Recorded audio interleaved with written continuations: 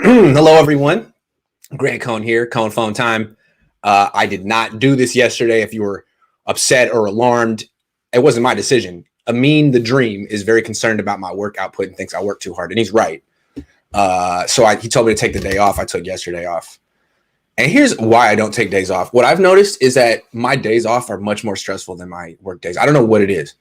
Maybe it's just comforting being in my bedroom all the time and knowing that no one can hurt my feelings or touch me. Everyone has to leave me alone and nothing bad can happen. Safe. It's kind of like that Weezer song, except instead of garage, it's my bedroom. Kind of. I feel like Rivers Cuomo in here. Anyway, so I figured I'd tell you what happened on my day off yesterday because it was extremely stressful. And then I'll take your calls. So, okay.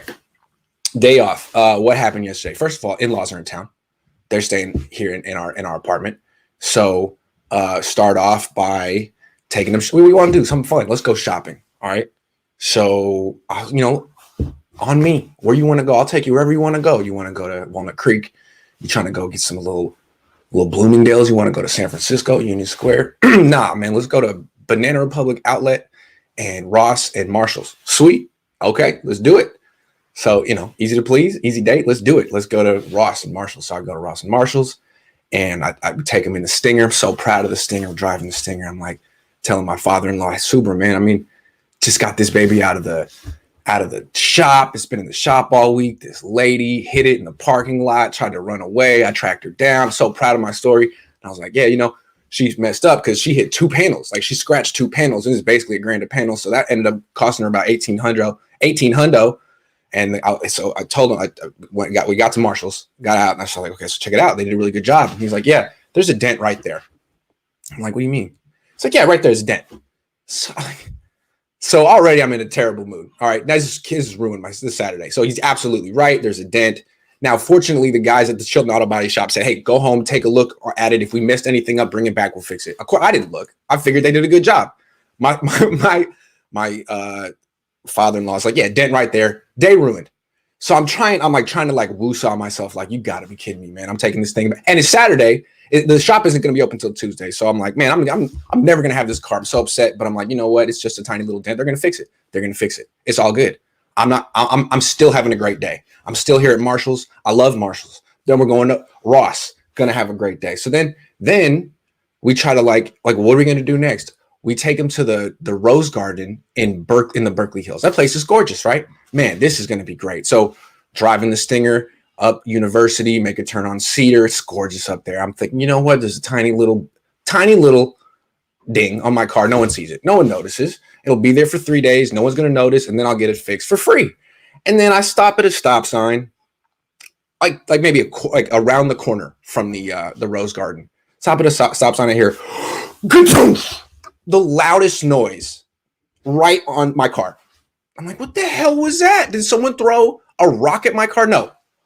A tree branch fell and hit the hood of my car. A big tree branch. A tree branch. It wasn't a lady who was, made a bad decision. It was God. God saw me in my car and was like, oh, you got a little ding? Boom, here's a tree branch right in the hood. I'm like, really? So get there, pull over. I dust it off. It looks cool. No, paint definitely scratched off in two spots, and it's tiny, but it like ruined my day. So we get to the Rose Garden, and my in-laws are it's gorgeous, and there's an entire view of San Francisco and UC Berkeley. It's just gorgeous. So they're like taking pictures and looking at all the flowers, and I'm sitting there like Pablo Escobar in that show, just trying to figure out like how it all happened, man. I'm just sitting there like, man, this is the worst day. This is the worst. This is why I don't leave my house. This is why I don't leave my house. I should never take the car out. I should never do anything. Only bad things happen when you leave the house. I'm sitting there like, man. And I was like, I was so upset. I was like what is God trying to tell me? What message am I supposed to learn from this? What am I supposed to get? Because seems like a very clear signal that he's sending me. Like, hey, screw your car. Oh, you like that? Screw your car. I'm like, okay. So I'm sitting there and I'm really feeling like really down on myself. And the thought crosses my mind, man, Grant, you're really unlucky. Well, before I thought that, I'm thinking, is this karma? You know, have I been too hard on the 49ers? Is this Kyle Shanahan talking to the gods and them agreeing with Kyle or Mike McGlinchey or Dante Pettis or any one of these people that I've been too hard on in the past? That's what I was thinking. Like, is that the message here? Should I change my tone and just be positive? So that crossed my mind, but I don't think that's the message. Then I thought, you know, why am I so unlucky? And then it hit me. Like, that's what I was supposed to get from this. I'm not unlucky. You know, I got everything going for me. I got the job I want. I get to do exactly what I want to do. I get to make exactly the amount of money I want to make. I get to have the wife I want, the family I want, the car I want, live in the place I want. I'm going to buy a house later this year. So I guess it was God's way of saying, hey, man, stop whining. Stop whining. So that's what I learned yesterday. I need to stop whining and that things are good, even though I got 2 chips in my hood and a ding on the side. But it's cool, man, because life is like that. And I'm having a good time. Life is great. So anyway, yesterday was my day off. I had a life epiphany around 1:30. Then we went out to lunch, and I was still angry, though. So I had to channel that anger into Dave Cavill got it. He's like the owner of the A's or whatever, the president. And he was trying to go on some little spiel about how the SF media isn't being fair to the A's and that the Howard Terminal thing is a really good thing. I just got so mad at him. So I took out all my anger on Dave Cavill, and I became an expert on the Howard Terminal project in about a couple of hours. And I just traded some tweets with him, and he's probably like, who is this guy? Sorry, man. It's because a branch hit my car. I was really mad. So that's what I did. And then after that, we all went to my parents' house for dinner. We ordered out from La Med, got the chicken pomegranate, which is just so good. Hung out for 3 hours. Had a great night. It was a great day off. Thank you, Amin. But I had to like get there kicking and screaming. The first few hours of it were very stressful. I don't know what it was. Man, I'm just ungrateful. But I had to have an epiphany. It's not your weekend, man. I know, man. Anyway, day off is over. I'm back. I'm back in the grind. That was really, really stressful, wasn't it? Anyway. Well, there you go. That's my day. I'm glad I'm back. Okay, let's take some calls. Boom. Hold on. There you go. And I was sitting there like, man, this is all Amin's fault. This is all Amin's fault. I wouldn't be here right now if it wasn't for me. My car would be fine right now if it wasn't for me. This is why I don't take days off. Right here. Hey, Sai. Hey, Grant, how are you? I'm all right, man. Yeah, it was really interesting to hear your story. Yeah, that's what a lot of time life comes down to, right? So I was like, what are you trying to tell me? Oh, okay, stop whining. Got it. Okay. Yeah, exactly. So yeah. The more good you get, like the more, you got to be able it evens out. And exactly. God's like, what are you gonna do? Complain? What are you gonna do? Complain? Have I not been good enough to you? It's like, okay, fine. Okay, I can take it. Exactly. So yeah. All right. So what I wanted to do, Grant, was talk about the topic that's been on the mind the entire week: injuries. Mm-hmm. And again, I wanted to do a little bit of what the 49ers should do and will do. So specifically related to injuries, the question is, should the 49ers scale back their practice habits? And the flip side to it is like, do you think they will scale back their practice habits? So that's what I wanted to discuss with you. Now, great question. Let me hit it real quick. It seems to me that what I've seen from OTA so far is they have. This first OTA practice they had was an hour. It was honestly, it was not a practice. It was a glorified practice. They had a couple of 7-on-7s and a very brief 11-on-11. It was the lightest practice I've ever seen. So I think they have. I think their problems are so multiple. There's like 11 variables. And maybe some of it is how they train, how they're weightlifting. The thing with Jeff Wilson Jr. sounds like a weightlifting thing. Correct. Yeah. And I would put the weightlifting also in that same category. I mean, should they take a step back, right? And again, sort of talking about the big thing here is this is a veterans team right now. I mean, we have talked about the age of the team, and because this is not the same team that was there 3 or 4 years ago when Kyle took over. At that time, it was a very young team. They wanted to have competition everywhere, and they also wanted to establish a culture, right? So at that time, they would have had a lot of folks like, hey, just let's go hard at it, let's practice, figure out who's best. Right now, this is a veteran team, and they got to act like a veteran team. And if you think about all the other examples, and recently Luke Kuechly was on a podcast, and he was talking about the year the Panthers went to the Super Bowl. He was talking about how they scaled back the practice because they were a veteran team, and that helped them keep fresh till the end of the year. So if you think about the longer season that we have in front of us, the early bye week, I feel that they should take a strong look at the way they train, the way they practice, so that they keep themselves fresh for the latter half of the year. I think you're absolutely right. And I think the bleak thing is I think they have. I think they're trying. That's my sense from how light these practices have been. And the fact that Jeff Wilson Jr. got hurt anyway just shows you how deep this issue is. Man, I mean, they can do the right things, but they can't fix the fact that they've been doing the wrong things for 4 years, and it's kind of deeply embedded in the team. Correct. Exactly. And that kind of gets to my will part, and which is why I feel that will they scale back? I have my serious doubt. It's good to know that they scale back in that first OTA. I'll be interested to see what you see in the next OTA coming up next week, and also going into the training camp, right? Because to me, the biggest concern is I feel that this is a big part of their culture, what they have established, and how they're going to come out of it is going to be interesting to watch. Because again, the other thing you look at it, most of the other teams, I believe I was reading somewhere with Seahawks, like a bunch of 8 players have not showed up, right? And now this team, you have almost all the 90 show up, which and now people are getting hurt. Exactly. Now they're getting in a way it's good because they show the commitment to the players and the team, which is all good. That's a good part of it. But then the flip side of it is whether they're going to peak too soon, right? Whether they're going to go too hard at it too soon. Also, real quick, this is a team, not only are they vets, but a lot of these players have been on the team 3-4 years. Exactly. You're not trying to teach schemes anymore. They got it. They got the scheme. You really can go light on a lot of these guys. And to be fair, when I was there, Trent Williams didn't practice. Alex Mack didn't practice. A lot of the vets just didn't practice. So again, I think they're trying to do the right thing. If it's true that Jeff Wilson Jr. was lifting weights, came back, sat down, stood up, twisted, and it tore completely, that just shows you that it's kind of out of their hands at this point. They've created, they've got some injury-prone players on their team, and they're going to need to kind of like rebuild it at some point.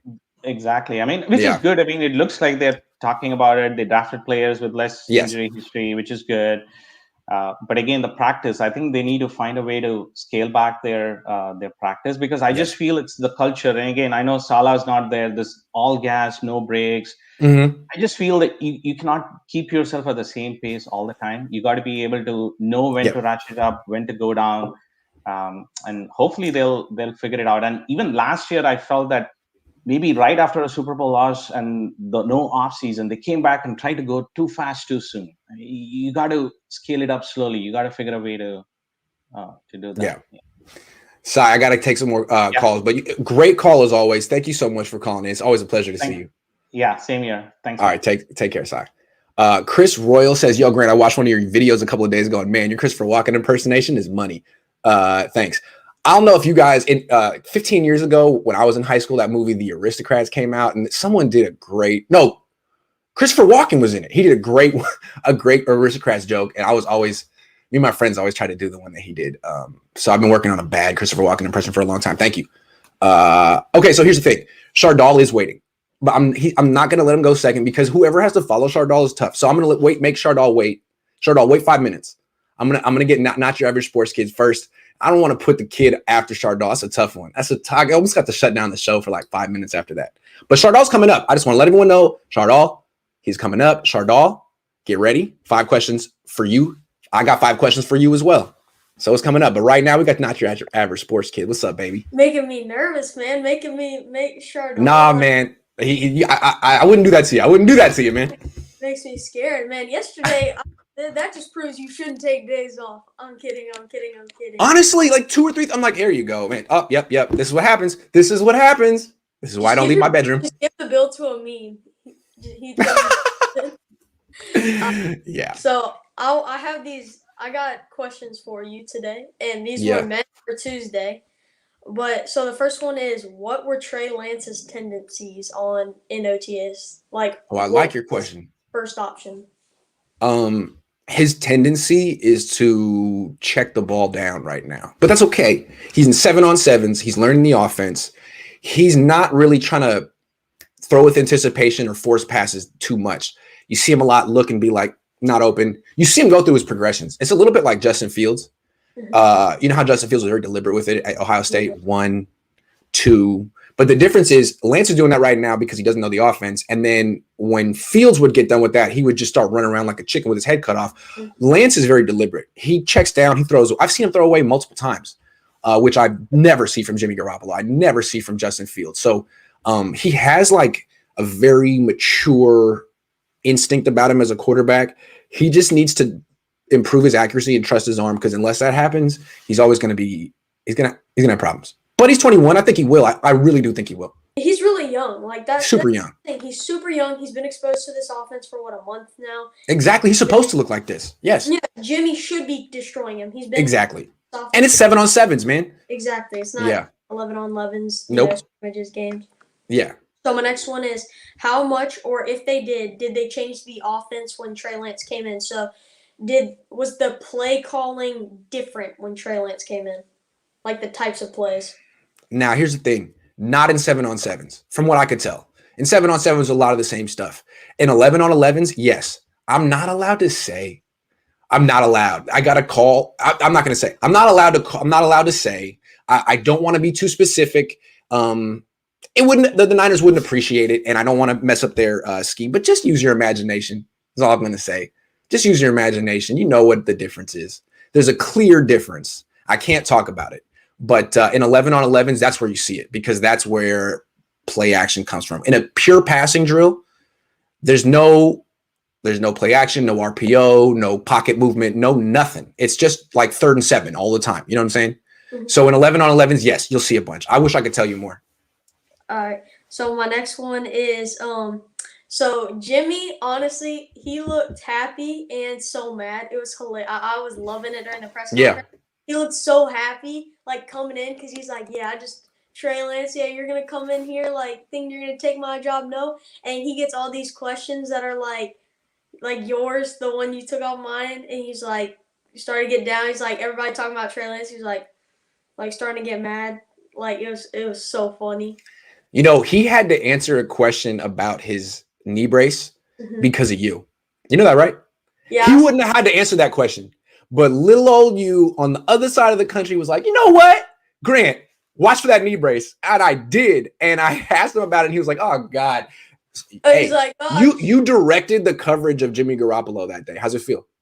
How's it feel? Feel pretty cool, right? I was watching. I was like, you just said my question. And Jimmy, that's the kind of stuff my dad would do with me when I was a kid. When I was 13, if I gave him an idea for an article, he'd do it. Or if I gave him an idea for a question, he'd do it. And it was like, man, I'm addicted. I love this. I got to get into this, man. Oh, yeah. Hey, man, I got to take some more calls, but are you free Tuesday, like 2-ish your time? My time? Yeah. Tuesday. Yeah, we're good. I want to put together a little round table with like you and Amin and Ben, if we can, like a all 49ers junior round table. Bet. So holler at him. Let me know, because my dad's we got to reschedule the Cohn zone, so I'm trying to put something else in there. All right. Let me know. I'll get that to Ben. All right, man. Peace. Later. All right, start all time. You already know. Okay, here we go. Yeah. What's up, baby? Hey, you're muted though. I like your background, man. It reminded me of first Beatles Day Off. Thank you, man. Brings back so much memories to me because I love that. I love that movie. I love that movie too. We have so much in common. I love that. I could watch that movie over and over again on repeat. Me too. Okay, so when I was a kid, my parents had it on VHS. I would watch it all the time. We have so much in common. Okay, you ask 5 questions. I ask 5 questions. I actually got 6 questions for you. Okay. So my first question is, what are your thoughts of the 49ers signed Tavon Wilson to a 1-year deal? First question. Veteran safety. Intercepted Trey Lance on OTAs. Now, it was a tip pass, but they definitely need depth at safety. And so far, he's making plays. So I like the signing, man. My second question is, what are your thoughts on signing James Burgess to a 1-year deal? I knew you were going to ask about James Burgess. I did. So yesterday I wrote an article about him. Special teamer. I think actually, remember last week you asked me about Nathan Jerry? Yeah. I think Nathan Jerry's hurt right now. So I think this dude is there to kind of like replace Nathan Jerry if Jerry can't go. Special teams. My third question is, when analyzing the 2021 49ers schedule, which matchups are you really excited, looking forward to watching? Like, which matchups are you like, I like this matchup, like, this is really cool, I want to watch these games? Yeah. I think week 1 against Detroit is week 1's always intriguing. It's a moment of truth. And then week 3 against the Packers is going to be quite interesting. I don't know. Is there anyone on the schedule that jumps out to you real quick? I'll look at the schedule. I'm not really sure what really excites me, but I'll look it over and see like which teams I want to watch. Fair enough. Okay. Yeah. Okay. What else? The fourth question is, should the 49ers re-sign Fred Warner? I'm going to say absolutely freaking yes. What do you think? I think they should. Absolutely. He's great. Yeah, they should. They absolutely should. Good question. What's next? My fifth question is, should the San Francisco 49ers trade Jimmy Garoppolo to the Broncos for Drew Lock? And do you think that would be a great move for the team to make? After watching Trey Lance in person, I think this team needs Jimmy for 1 year. This team wants to win a Super Bowl. No team's winning a Super Bowl with Drew Lock. At least Jimmy took this team to a Super Bowl once. I say keep Jimmy. What do you think? And the last question is, should the San Francisco 49ers sign running back Todd Gurley? Why not? Why not? Jeff Wilson Jr. got hurt. This guy's hanging out there. You could probably get him for zero guaranteed money. I'll say why not? What do you think? And they're thinking that they should replace Todd Gurley to replace Jeff Wilson Jr. because he's injured. That's so right. They need to replace him as a lone running back for the Niners. No brainer. Yeah. Any more questions? That's all. Okay, my turn. I really like coming on the show today. Oh, you did a great job. Okay, let me ask you some questions. Okay. When did you and how did you become such a big 49er fan? Oh, turn down a little bit. I just probably looking at the plays on YouTube and just kind of learning about the Niners. So how long have you been a big Niner fan? Probably 6-7 years. Okay. How did you find me for the first time? And how long have you been following me? I don't know how long. Probably, I looked you up on YouTube, and I've been going to your shows. So yeah. That's okay, so you found me on YouTube. You found me on YouTube. Yeah, on YouTube. Okay, and then my next question is, where do you get the courage to call in every time? There's a lot of people in this chat who don't have the guts to do it. I'm not scared of asking questions and getting denied. When have you ever been denied? Have I ever denied you? No. Absolutely. Sometimes you have. I have? Because there was a question and you didn't really agree with what I said. Oh, I apologize. But sometimes we don't have to agree. We don't have to agree all the time. Yeah. Yep. Okay. I got a couple more questions. What? What'd you do yesterday?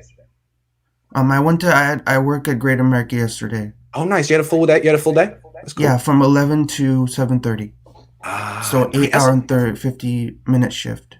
Okay. All right. Yeah. And my last question is, do you have any siblings? No, I'm the only child in the family. Only child in the family. Okay. All right, Shardal. Hey, A+ today, man. You did a great job. Yeah. Do your parents watch you when you go on? No. Why not? I should ask them to see me when I go on. Yeah. You should show them this. Tell them. I mean, they should see what a great job you did. Yeah. Yeah. But hey, Shardal's parents, we're all very proud of Shardal. He did a great job today. Good job. I'm really happy being on the show, and I'm happy you took a day off, so I'm happy I was able to get my 5 questions today. You did great. Thank you so much for coming on. I'll see you next time. Okay, I'll see you next time, Grant. All right. Take care. Have a nice one. You too. How about that? That was phenomenal. That was great. B Money, love your show. Looking to call in today. Hey, man, there's a cap of 12 people in the thing at once. So if you want to call in, click on enter the thing now. Do now. Now. All right. Jacob, what's up? Damn, I have to follow Shardal. Yes, sorry, but you're great. That's why I called in. What's up? How's it going? I'm doing all right. How are you? It's good. It's actually fantastic watching your content this week. It seems like you're really happy that OTAs are back. I love having things to talk about. Last year, I did 4 months of nothing. It was very hard. Well, you're talking about other stuff besides Mac Jones and Yeah. Deshaun Watson. Yeah. But I actually just watching the OTAs and watching all the content is just really just gotta give a lot of praise to Shanahan and Lynch because they have a lot of flaws and weaknesses they need to work on, but they put together rosters that just I feel like the players just love to come and love to compete and love to be with each other. And you kind of see that where like the veterans who don't practice, like you said, don't need to be there unless it's contract incentives that I don't know about. Right. But honestly, it's just love seeing that team that's just, I mean, all high character guys and just love playing football. But yeah, I mean, do you really see that like from this year's roster, from like the Harbaugh years when they were good back then? Like the players just in OTAs just want to be there? It's interesting. By the end of the Harbaugh years, I think they were sick of him and sick of it because Harbaugh was way harder. I mean, those off-season practices were like 2.5 hours, 3 hours. And I think his attitude was, guys, this is how we play. This is why we were good in 2011 and 2012. This is what we do. And I think that the athletes at that point were like, man, it's impossible to keep this up for 3-4 years. We did it. You got like, we're all old now. We've all been playing 20 games a year. You got to give us a break. And he never did. And I think that's part of why he burned out, if he did. So I don't know if I answered the question, but I think there's a little bit of a difference there. I think there's a little bit of a difference there. Yeah. Yeah. What I want to talk about was from listening to you talk about Jimmy G this week. And I mean, it's 7-on-7, so it doesn't really like take into account his performance. But I think we might see the best Jimmy G season yet, just his play wise, because I think if anyone's played competitive sports in their life, he's this type of athlete where he's very talented, but he doesn't really get up for certain games or most games. He's not George Kittle where he's going to be mentally, emotionally. He's not ready. Obsessively competitive over little tiny things. Like he has to be. Yeah. So there's certain things that I don't know. It ticks him off. Like he gets going. Certain games, like his best games, where it's just something happens. Like the last season, the Jets, the first half. Once he sprains his ankle, he is the most decisive quarterback I've ever seen. Just throwing passes right in the receiver. That is true. I think he's smart enough to realize that this is pretty much his last season to make a name for himself because Trey Lance is coming in 2022. Yeah. And if he does not show up, given no injuries, but he does not show up on the play, he might not his find career. a roster. That's right. Or he definitely won't find a starting job. Exactly. You won't find money. Yeah, man. So the last time we saw Jimmy with something to prove was 2017. That Jacksonville game is the best Jimmy G game I've ever seen. And it's just no contract Jimmy, and he just wants to go out there. He makes throws because he does not care. He's like, I'm going to game, I'm going to play, and I have something to prove. I have something to prove. I have a goal.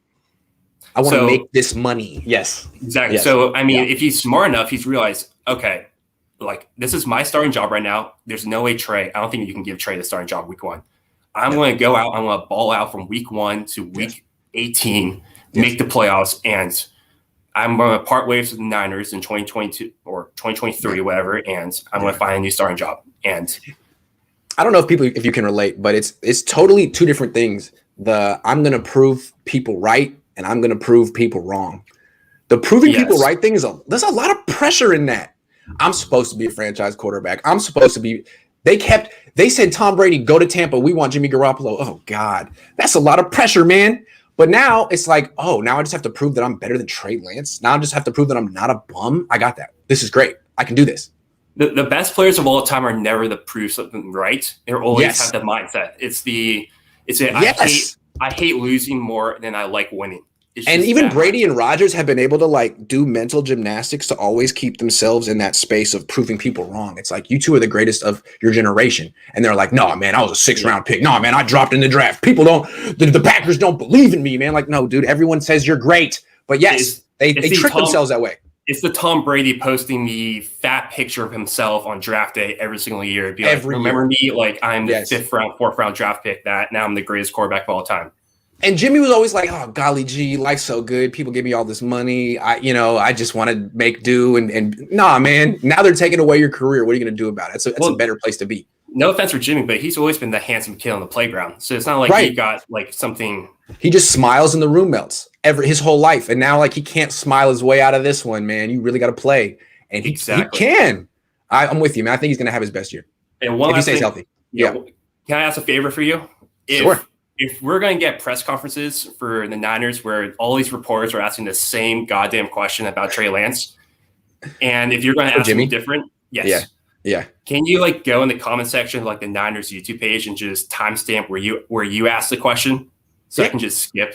Like yes. The only thing is the Niners YouTube page is on like a 30-second delay from my Zoom, so it'll be a little bit off. It'll be close. It'll be close. 10 minutes afterwards. I got you. I got you. Hey, I'm here. Just like my question's on 7 minutes, so I can just skip the 7 minutes and listen to your question. Oh, thank you. But I appreciate it. That's a lot of pressure, but I'll try to prove you right. Thanks, man. Have a good one, Jacob. You too.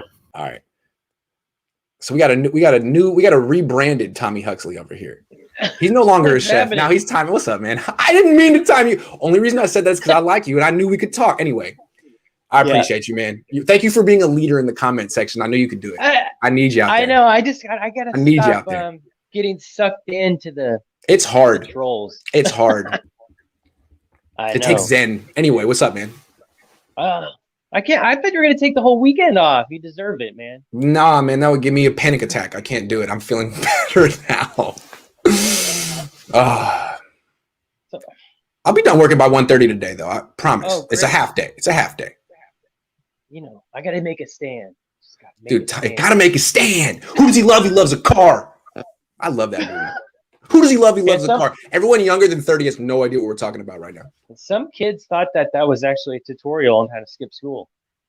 Yeah, you kill the Ferrari at the end of the movie. That's how you do it.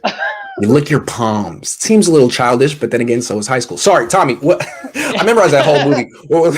Let's talk Niners. Are you worried about the secondary?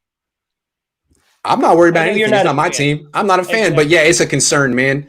I keep saying they're like one injury away to Jason Verrett from being awful in the secondary. A lot of pressure on Ambry Thomas to be good. Is he a lockdown corner? Ambry? I don't know. Nah, man, I haven't even seen him cover Debo or Ayuk yet. I saw him try to cover Travis Benjamin and struggle. It was one time. What's going to happen is they're going to start doing one-on-one drills. It is the truth serum of NFL off seasons. Can you cover a guy or not? If he can cover Brandon Ayuk, then they did the right thing. If not, then we'll have to see more. And are they going to get Sherman? I mean, I heard he's going to be signed for $4 million. I hope not. I think that's a little too much. I hope not. There's a few things I'm trying to do. I prevented the Niners from getting Mac Jones. I'm trying to put the kibosh on the Howard Terminal site in Oakland. And I'm trying to make sure that Richard Sherman has never plays for the 49ers again. Let's see if I can do all three, the trifecta, triumvirate. Exactly. Yeah. What's up, man? Where are you going today? Nowhere. I like that. It's a nice day in the Bay, man. Yesterday was cold as hell. Was it? Yes. Oh, yeah. It was cold last night. It was overcast and whack, but today looks good. Anyway, Chef, next time I see you, maybe not next time, but I'm trying to get a Kangol too. And then when I do, we'll have Kangol time. All right. Well, you haven't subbed my channel yet. I haven't? My bad. I don't know. Email me, and I'll sub it today. I promise. Just email me, grantcohn@gmail.com with the thing, and or is there a link in your Twitter? To your YouTube? Send it to me. I'll subscribe. I promise. Yeah. I mean, you play guitar, don't you? Not at all. What? I don't. All right. See you, man. All right. Good to see you. Good to see you, man. Take care. What's up, 49er all day? What up? What up? Nice Nike. You got a whole fit going on here, man. I think Chardal had the same chair, though. That's a nice chair. What is that chair? It's a cool chair. It's like a gamer chair. Yeah. I gotta get that. What's up, man? It's one of the weekends, especially you. It's what's wonderful. I'm doing good, you know. Good. But I heard there was a junior roundtable. A junior roundtable, man. Yeah, but it's all filled up. Next time. I'll jump you in the next one. All right, man. Okay, we'll do. Hey, why is the K backwards? That is tripping me out. I like it though. Probably I like it though. Angle. Oh, okay. All right. So what's up? But for the 49ers, is the Falcons really holding off of a trade with the 49ers because of the conference, like what the Raiders did to us with Khalil Mack for a less valuable trade offer? Hard to say. This thing could go down Tuesday. I think something's going to go down on Tuesday, man. June 1st, he could get moved. So the only team that's consistently in the conversation for him is the Niners. And I just feel like Kyle Shanahan is the kind of guy. I mean, look, he wanted Trent Williams. The Niners already let him walk. They were like, this is our final offer. And he's like, well, I'm going to Kansas City. He called Kyle, was like, hey, just want to let you know, I'm about to walk. And Kyle's like, give me 20 minutes. He called up Parag, said whatever he had to say. Trent Williams is here. It just seems to me like Kyle can be like, you know what? I want Julio Jones. End of story. Make it happen. The way he did with Trent Williams. So the only thing is, what do the Niners have to give up? If they need to come over the top and a second and a third isn't enough, what more do they give? I don't know. How many second round picks can they send? You know what I mean? Like, they don't have firsts. How many seconds? And, you know, interesting thing to think. What do you think? I think it's tricky. I think we have the cap room, especially with Weston Richburg getting retired. I think that money frees up our $17 million, but it's tricky because we don't have a first, and Julio's up there in age. I would, that's if they don't do the second and like a third round comp from Robert Saleh, it'd be tricky. See, I think that they might want him. There could be mutual interest, but I think the Niners, when they traded up for Trey Lance, took themselves out of the serious bidding for Julio Jones, which is, in retrospect, when we second guess this move, it's never going to be about who they took at 3. They took the right guy at 3. It's always going to be, should they have traded up, you know, because there are a lot of consequences that happen because of that trade. Now you can't make more moves. Now you got, those are your picks, are gone. Anyway, I got to take some more callers, but hey, I'll jump you into the next junior roundtable, man. Can I say one more thing? I think no. Okay. No, of course you can. Go ahead. What's called? You backed off hella quick. Sorry. I'm like that kind of person. My bad. Sorry. All right. What's called? Trey Sermon. Yeah. I feel like he's gonna be like a Todd Gurley in his rookie career, like that impact. Ooh, that'd be cool. I like that. That would be cool. I don't think he's got the same kind of speed that Gurley had, but he might have the power, the receiving ability. Yep. Dang. I like the headband too. You got a great look going on today, man. Thank you. All right, man. Have a good one. Day. Yeah, man. I didn't mean to clap on him that hard. No. Oh, sorry. Hold on. I'm going out of order a little bit. What's up, man? What's up, Cohn? What's up, man? What's going on? I haven't been able to contact you because I've been dealing with my newborn being born. So, hey, congratulations. When was the newborn born? He was born April the 6th, but he was premature, so he just got out the hospital. So my niece was premature too. I know how that goes. So congrats. Yeah, thank you. So 5 questions. My first question for you is, how is Trey Lance doing with the whole? How's the team accepting him? The players, like, how is he doing with that? It's hard to tell, man. I haven't been in the locker room. I've just seen 2 practices. It seems like he's one of the guys that that all the young guys gravitate to him. But I can't answer that question right now. It's a tough one. How would you judge it? So right now, I mean, as George Kittle, he said good remarks about him. Like, he's slinging the ball the ball to everybody. I mean, I heard one of your Cohen videos that you said that he's kind of, when it comes to inaccuracy deep. It's a little. I mean, that's gonna take time. Intermediate, I would say, not deep. Like on a line, 15 yards down the field. Sometimes he's sold it. But the thing about George Kittle saying he likes him, Kittle's not playing with him yet. From what I've seen, he's only been with the backups. So it's hard to say. Like, how could he really endear himself to the starters until he gets out there with them? Yeah. They're not even looking at him. Yeah. I mean, it's OTA's on the job training. So it's just like, I mean, you working your way up. You work your way up. And what I keep comparing him to Kaepernick because I was there for that. But remember, Kaepernick's rookie year was the lockout year. There were no spring stuff. So he was never in a position to even compete with Alex Smith. This could be good for Trey. He might come into training camp ready to go, ready to compete. Okay. Yeah. Second question is going to be, what do you think we need to give up to get Julio Jones? If it's not a second or a third. Multiple seconds. 2 seconds.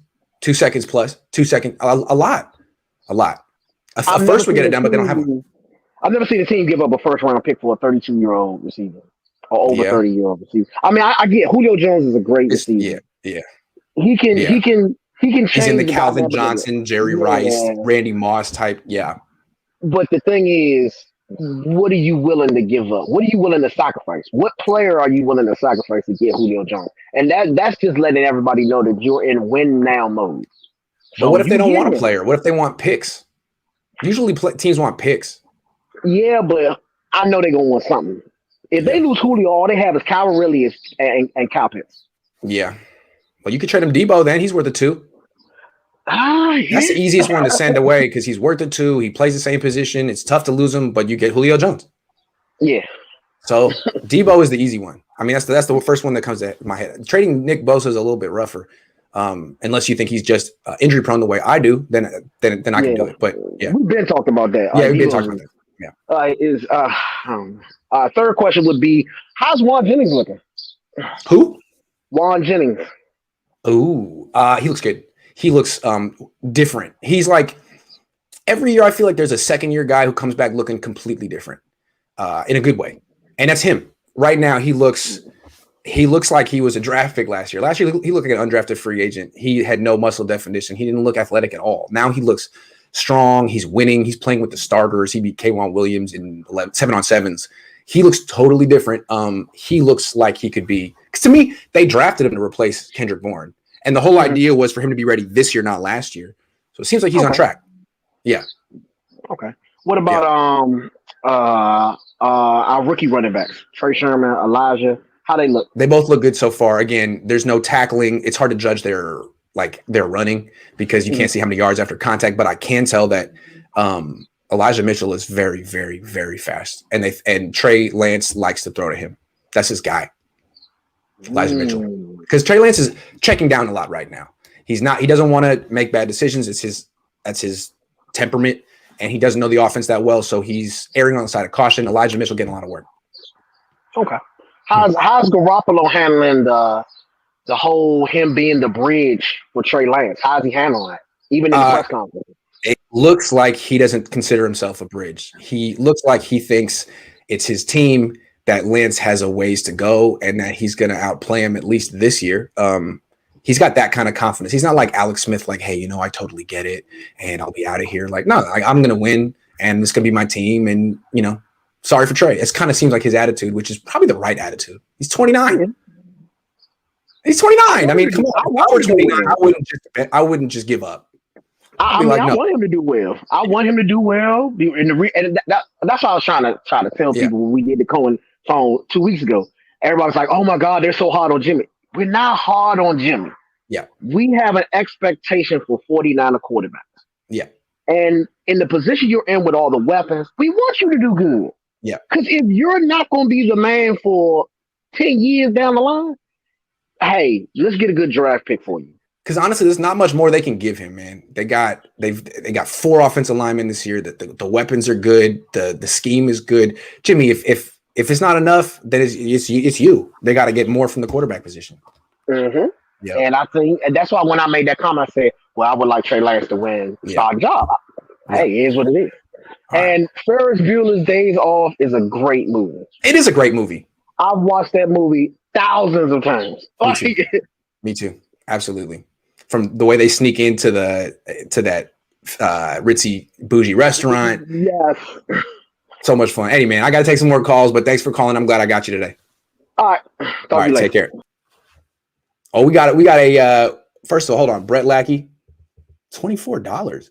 $24.99. Dude, thank you, Brett. What are you doing, man?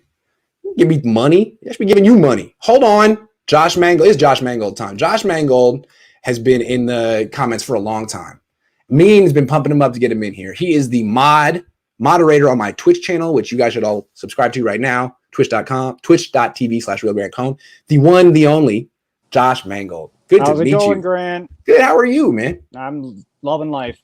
Great. Where are you calling from? You stole my intro with the Twitch mod stuff going on there. Man. Exactly. I was going to have everyone follow. Doing great work behind the scenes. Me and you've been in constant contact. Right on. Where are you calling from? Colorado, Grand Junction. Oh, nice. Cool. That's why I got the orange hat on. It's not. I like that orange. I've never seen an orange Niner hat. It's really nice. I'm in Bronco country, so you gotta sport the orange. It's like from afar they think you're wearing a Broncos hat, so they leave you alone. But if you come up close, it's like, gotcha. Right on. Nice. Exactly. Nice. Okay, my topic's going to be more history than anything. Okay. Dan Marino and Big Ben Roethlisberger, Sure. the two youngest quarterbacks to start in a Super Bowl. Ah. Okay. Okay. Dan Marino was 23 years old, 127 days when he started. Okay. Lance, he's 21 years old, 20 days right now. Yep. So Yep. let's project him out to the Super Bowl. He Yep. would be at 21 years old, 9 months. Yep. Okay, that's a year and 6 months sooner than Marino. That's so young. I mean, I'm all for breaking records, but that's just It's just so soon. Impossibly young. Yes. Right, exactly. You remember Lamar Jackson? He had that great rookie year, went to the playoffs. He was 21 and looked like he was 21. And how could you hold it against him? Exactly. Yeah. I mean, and he lost too. It's not like Marino won or anything. Right. So let's go to Big Ben. He won. He was 23 years old, 340 days. Almost So 24. Basically 24. Yeah. Yeah. I mean, so we'd have to project Lance out to year 3. Mhm. He would be 23 years old, 9 months at year 3 in that Super Bowl, and he would still break the record at year 3. That's right. So, I mean, it's Wow. That's a great number. that's That's just amazing. insane. Yeah. And that's why, like, you need to think of it like, yeah, he's their first round pick this year. He's also their first round pick next year and their first round pick in 2023. Exactly. And in 2023, he's only going to be 23 years old. So really, I think the way you think about him here is in baseball terms. Like, he's in single A right now. Exactly. First round pick 2 years from now. He's in single A. If he accelerates through that, great. But you put him in single A, you don't just put him in the majors. He's 21. Exactly. And York even said that we could be waiting 2 years for him. So, I mean, that makes sense to me. Way too important. He's your future, and he's extremely young. Exactly. He just looks like he's 26. It's the thing. When you see him, you're like, man, he's ready. He's Yeah, I 21. know. That's, if he is, let's do it, Yeah, exactly. I'm all for breaking the record. So Yeah, man. okay. Well, that's you all I broke got the for record you. with that orange hat. It was a phenomenal debut, man. Thank you Thank so you, man. much. Nice to meet you. Yep, you too. Absolutely. All right. I'm just jumping around a little bit. I can't let Amin stay. He's 13. I can't let him stay here forever. You got to go enjoy your day, and then I'm going to get back into the line. I'm jumping you up. But once you're 14, you don't get to do this anymore. This is only because you're 13. What's up, man? How you doing? Bro, next time I'm not gonna tell Grant to take a day off. Next time. I was sitting there like, man, it's all Amin's fault. It's all Amin's fault. I hate that kid. Just kidding, man. No, I had a great day yesterday. I had a great day. It was all because of you. Thank you. What's up? You deserve like a week off, man. You only Thanks, get one man. day off. I'll take one eventually. I'll figure it out. I will. I told my wife I'm going to figure out a way to take a couple weeks off, like really every year. But I that's going to take some brain power. Anyway, let's talk about you. What's up? I think the 49ers should cut Jimmy Garoppolo. Oh, and here's why I think the 49ers should cut Jimmy Garoppolo after June 1st, obviously. But here's why I think the 49ers should cut Jimmy Garoppolo. Okay. Here's why I think they should cut Jimmy Garoppolo. If Trey Lance, they should start Trey Lance, or if Jimmy Garoppolo, I would cut Jimmy Garoppolo June 1st. Start Trey Lance. Okay. Because if Kyle Shanahan, you can win with a quarterback who is not athletic, who has the slowest reads, you should be able to win with a guy who's athletic and who's probably has more quicker reads than Jimmy Garoppolo. That's for sure. At least that's what I know. So you have to start Jimmy. If you can cut Jimmy Garoppolo, you start Trey Lance. And if Trey Lance doesn't work out, you still have Nate Sudfeld and Josh Rosen. You could also try those guys out. But cut Jimmy Garoppolo June 1st.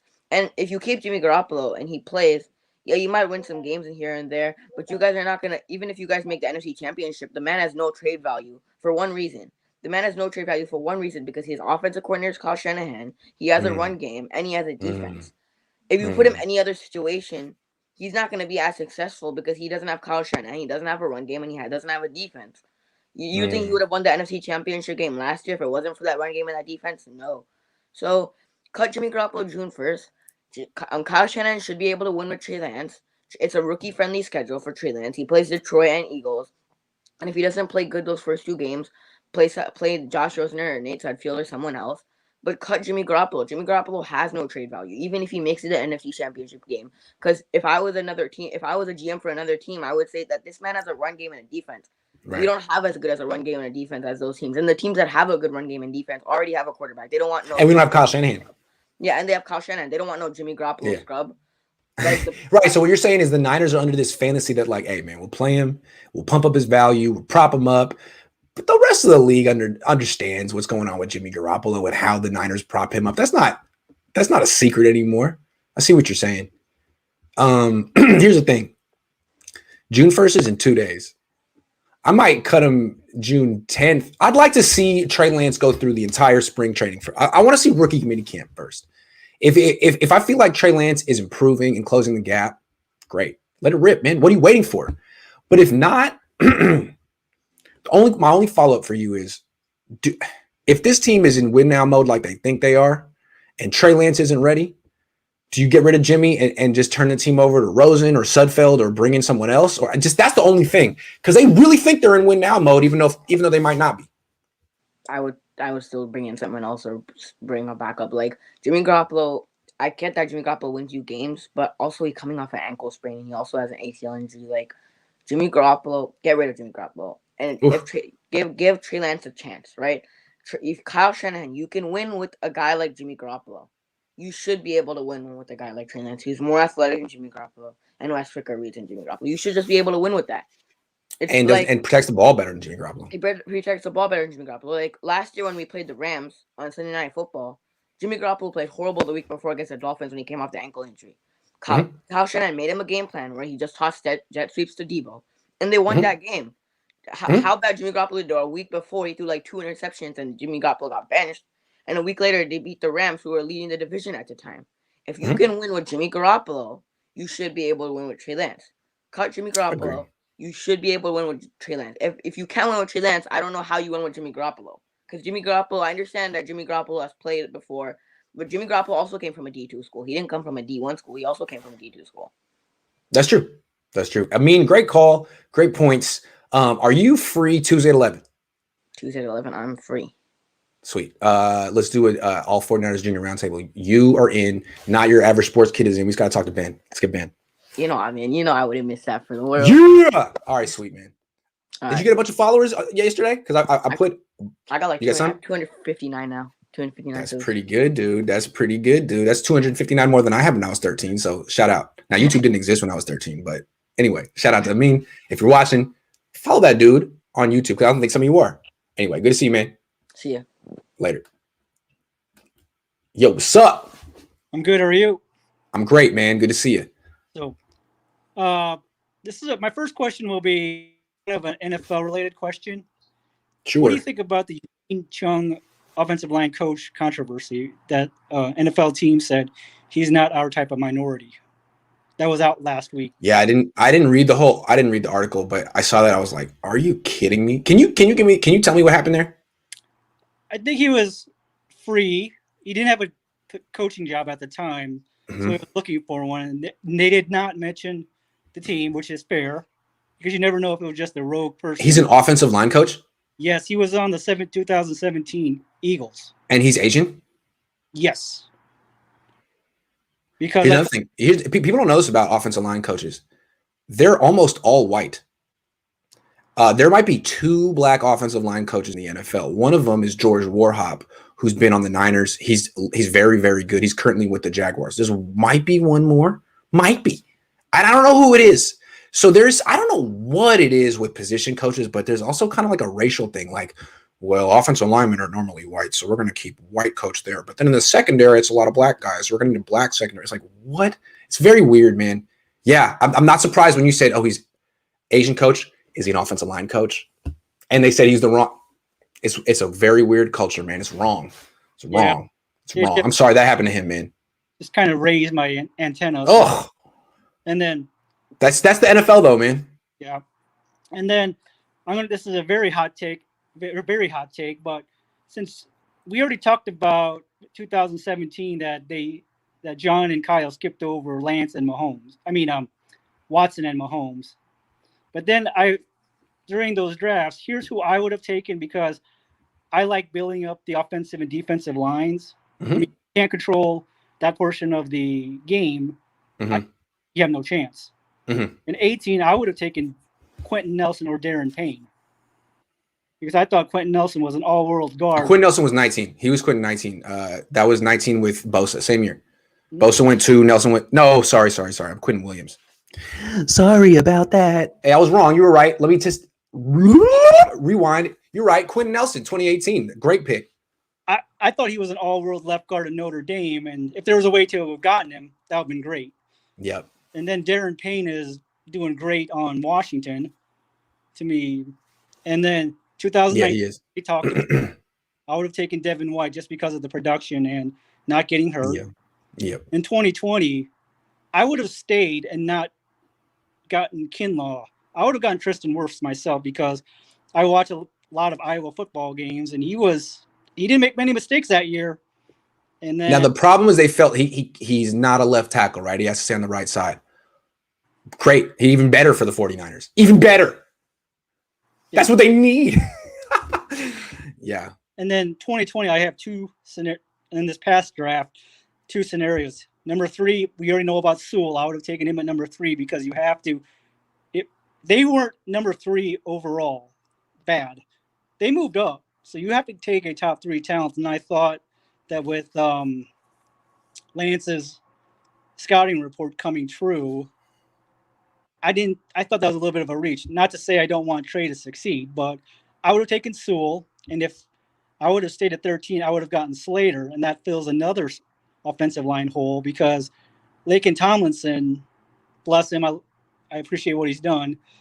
He did not look good last year. And I think that could have been a future replacement for Tomlinson. So. I feel you. Yeah. Yeah. It's a good call. It's too bad they didn't get Sewell, man. That Sewell pick. Sewell and Pitts are going to be too, like, Trey Lance has a chance to be great, but they really passed on 2 players who are going to be in the Hall of Fame. So no pressure, Trey. One last thing, and I'll sure.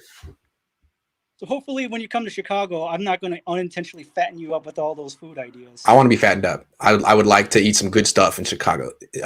Those little those work business trips are no time to maintain your diet. You're trying to get the full flavor of the city. So I want to know. Let me know. All right, man. Thank you, sir. Take care. The coach says, I can't believe I'm saying this. I missed your ugly mug, Iggy. Keep up the great work. I agree with you about 20%, which is why I'm a fan. Respect. Yeah, I agree with myself about 40%. So I think that's fair. If you watch me long enough, I'll say everything, man. So you'll end up agreeing with me on something. Appreciate you, man. Thanks for watching. Thanks for the $4.99 too. That was really generous of you, actually. I wouldn't have given myself $4.99. You kidding me? What do I really provide? What's up, Jose? What's up, Grant? How you doing? I'm good.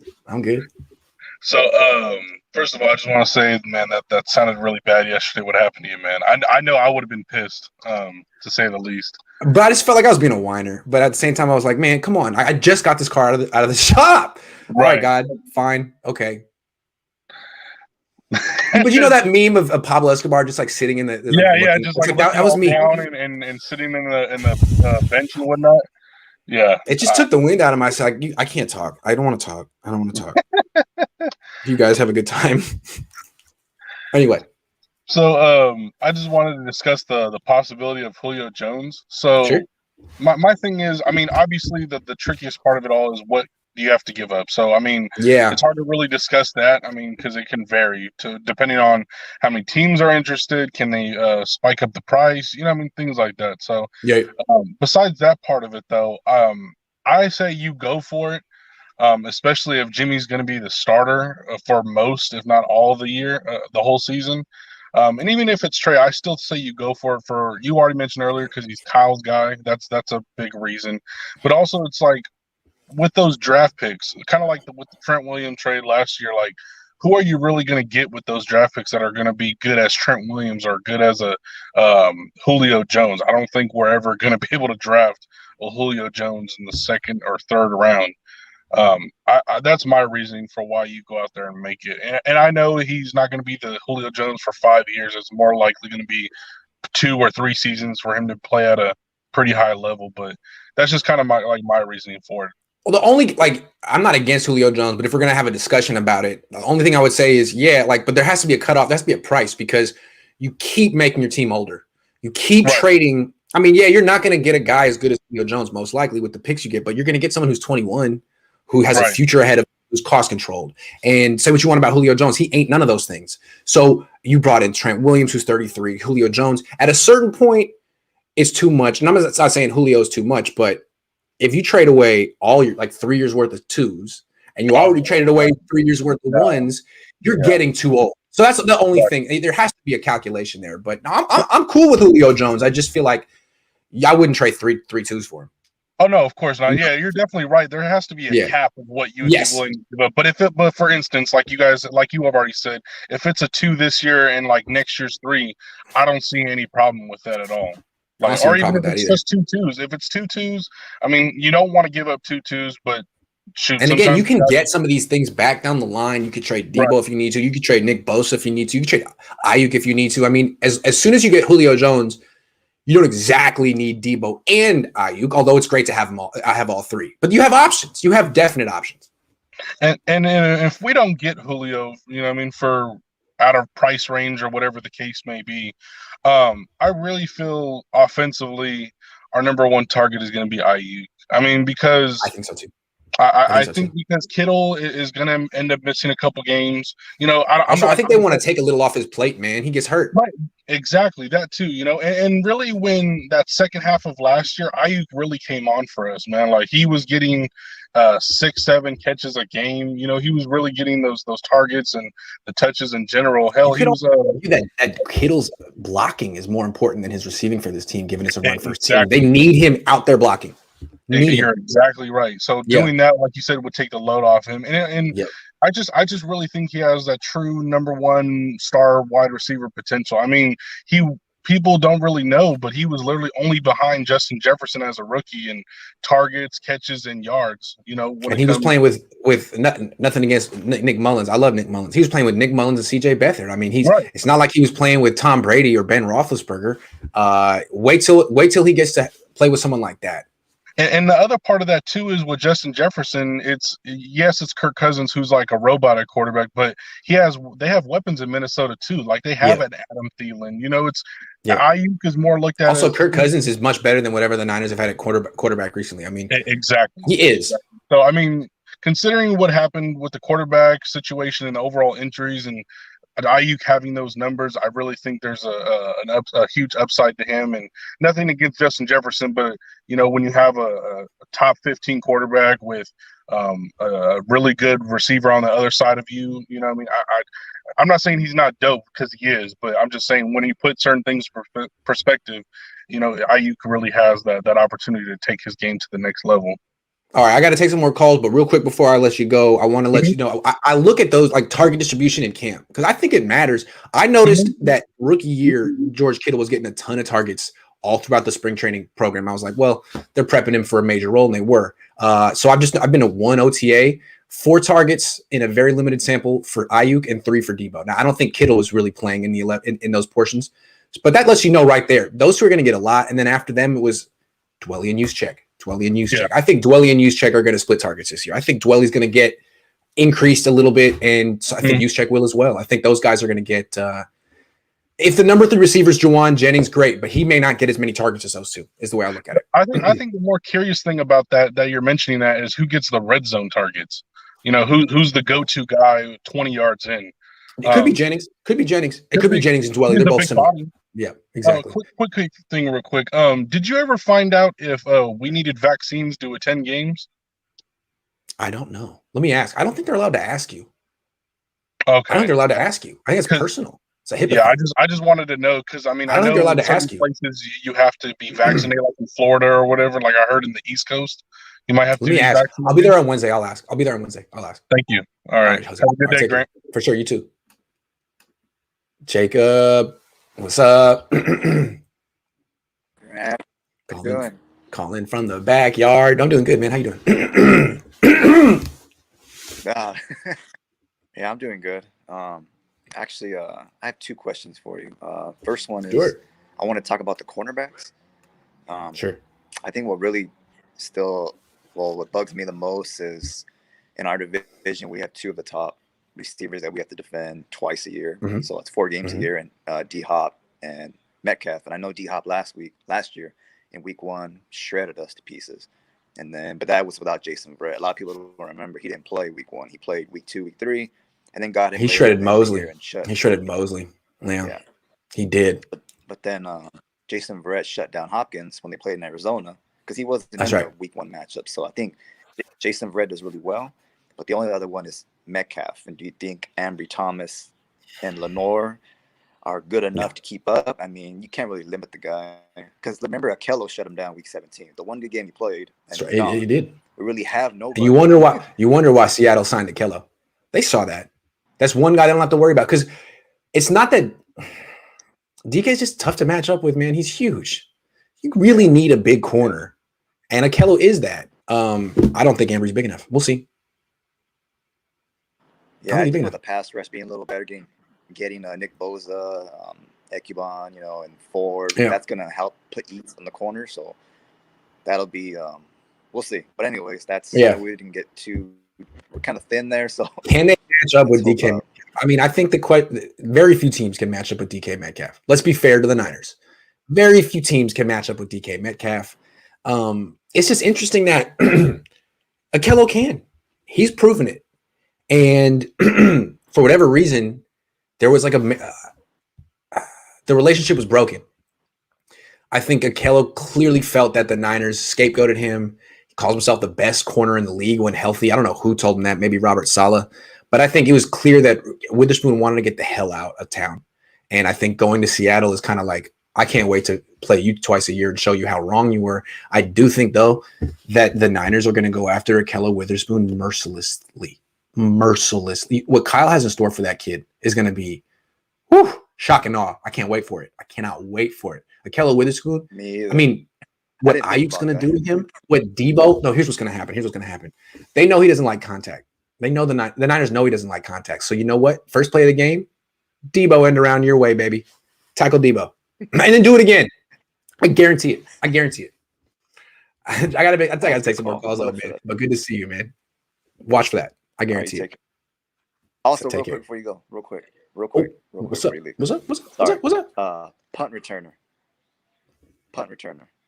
That is always an issue. Okay, as a Niner fan, all these last couple of years, dating back to Kyle Williams, I can go on and on about that game, this and that. We can be here forever. Anyways, the whole point is every time they punt the ball, as a Niner fan, when that ball's in the air, I cringe every time saying, God, just don't turn it over.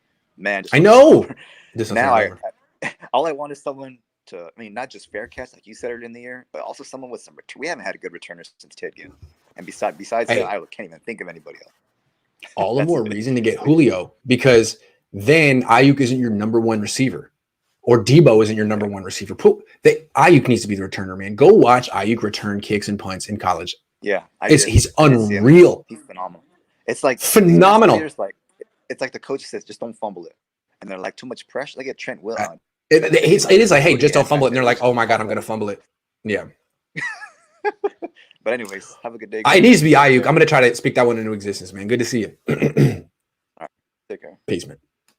Just a second, real quick.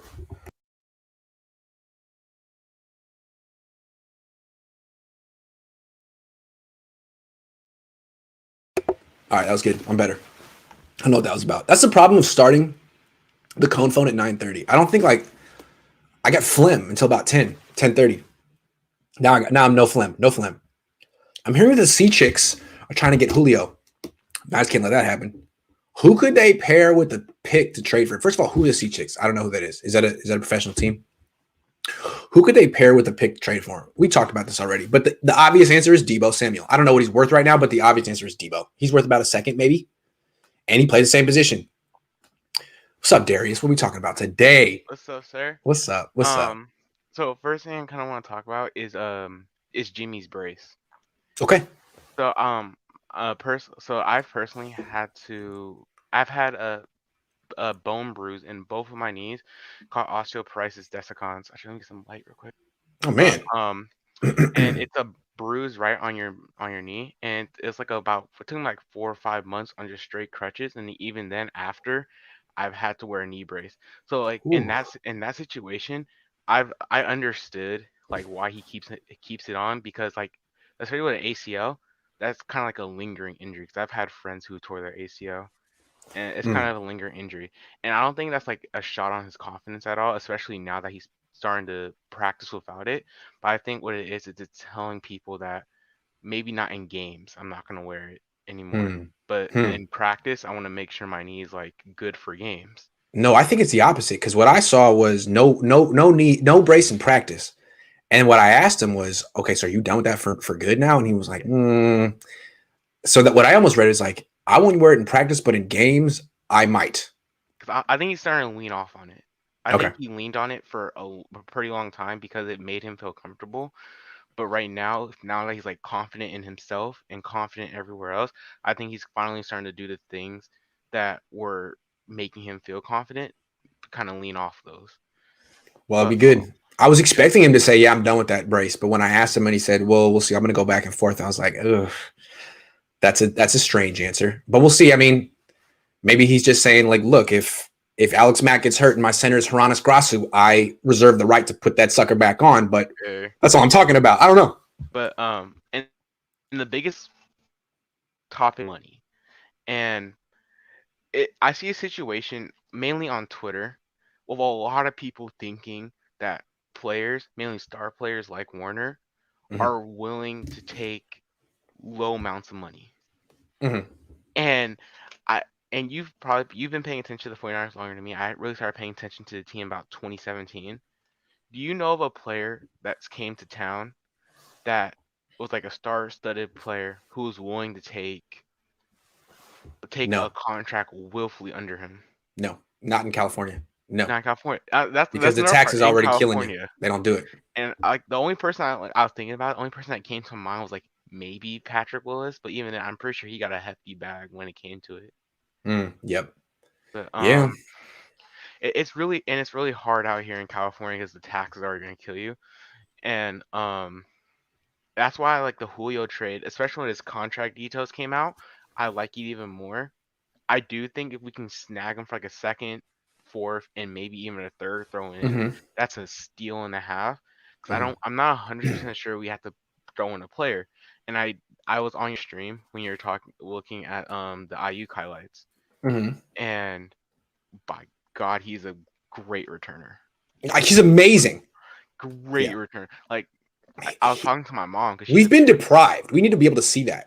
I've been talking to my mom, and she's been a Bears fan. She said she's never been she can appreciate more confident. She's never been more confident in a return game since they drafted Devin Hester.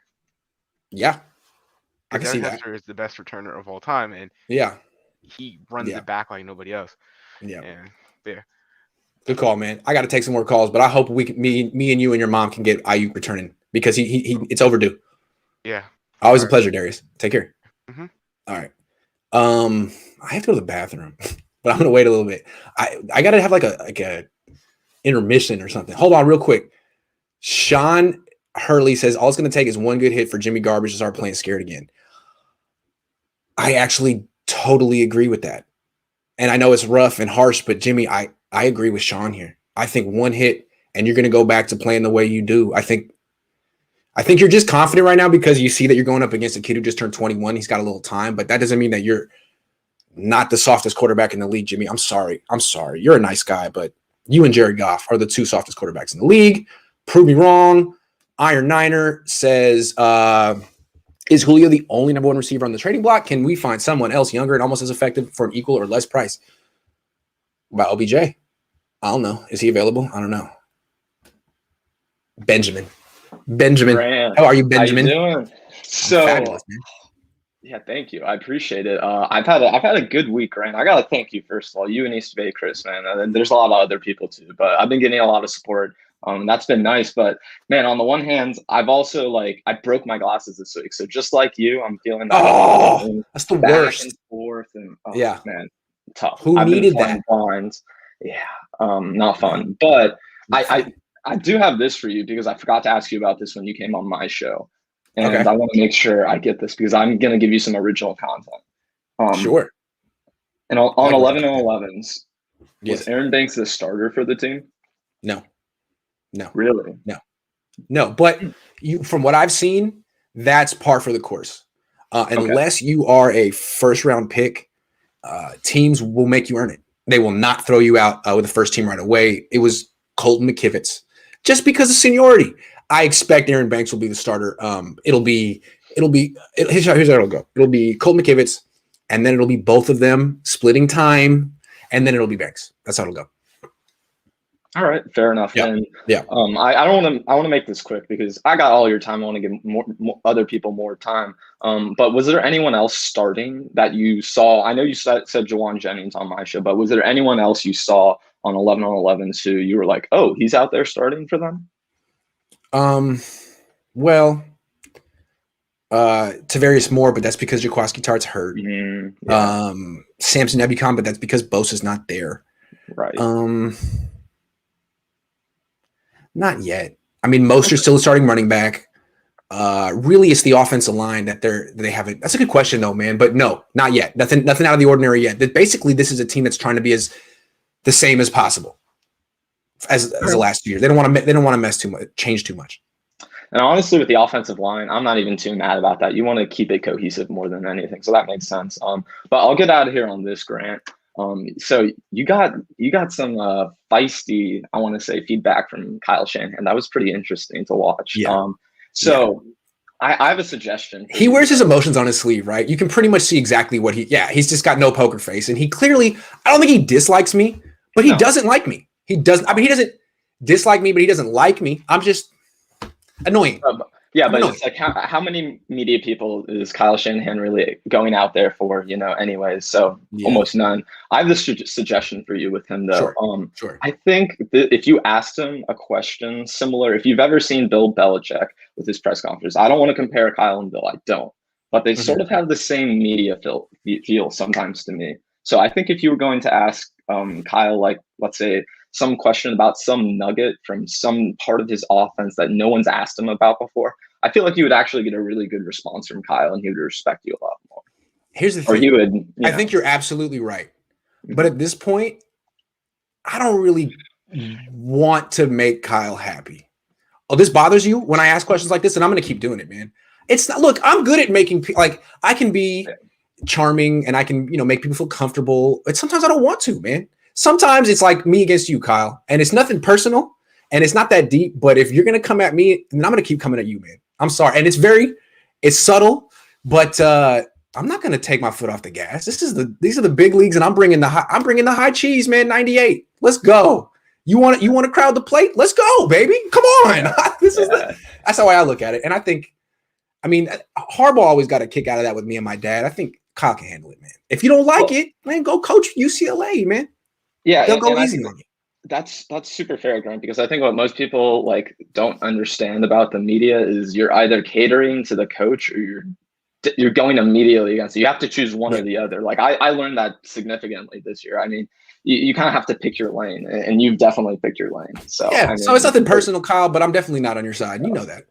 Yeah. Well, and just to be fair to Kyle, really quick, some of the stuff you said about him past week was a little. That's true. That is true. Kyle, if you don't like me because I called you JP from Grandma's Boy, that is 100% legit. I wouldn't like me either. That was a low blow. But the thing is, I've been holding that in for 4 years and it slipped out. I'm sorry. But the first time I met you, I was like, oh, JP. Ben, I got to let you go, man. Thanks. Yeah, thanks for having me on, Grant. Great to see you, man. Oh, what's up? All the way from Twitch? Yeah. How you doing, man? Where you calling from? Maryland, near DC. Okay, cool. Question. By the way, with the Twitch, you can do the intermission. It's like I gotta talk to my buddy, but I know he does that. He has his "Be Right Back" coming soon type deal. Check it out. Watch this. Hold on. You think? Okay. I got it. When I'm done with when we're done, I'm gonna take a 30-second break and then I'm gonna come back. So let's hit this up. Let's do this. Okay. I'm 4 steps ahead of you. Because my wife is Mexican. So when I found out Alfredo Gutierrez was Mexican, I was like, oh, snap, babe. Now I'll ask Grant just to see let me get to my question.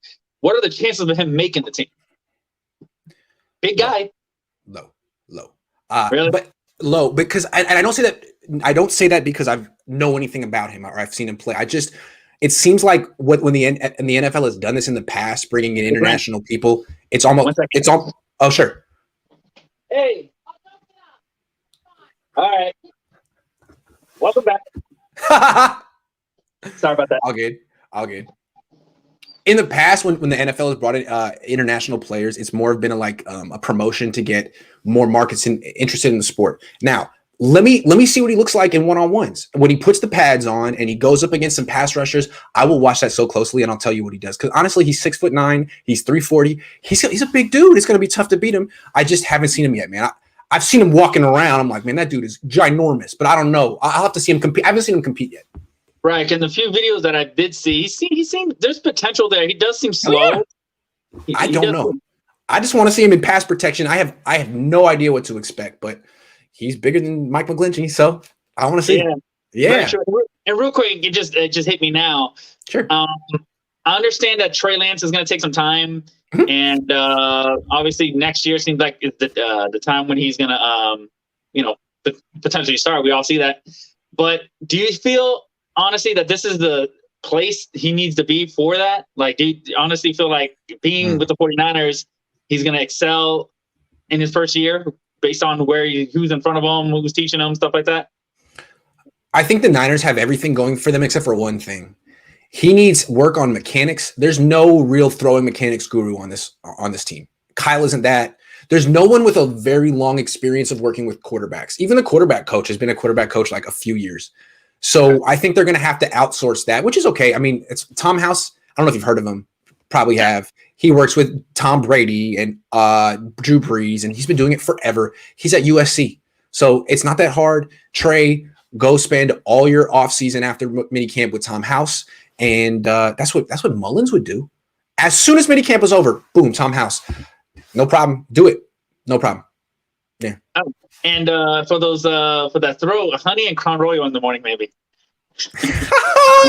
Yeah, man. Hey, if I'm looking a little erratic next week, I took your advice. Boom. All right, man. Good to see you. I'll see you on Twitch. Take care. Right.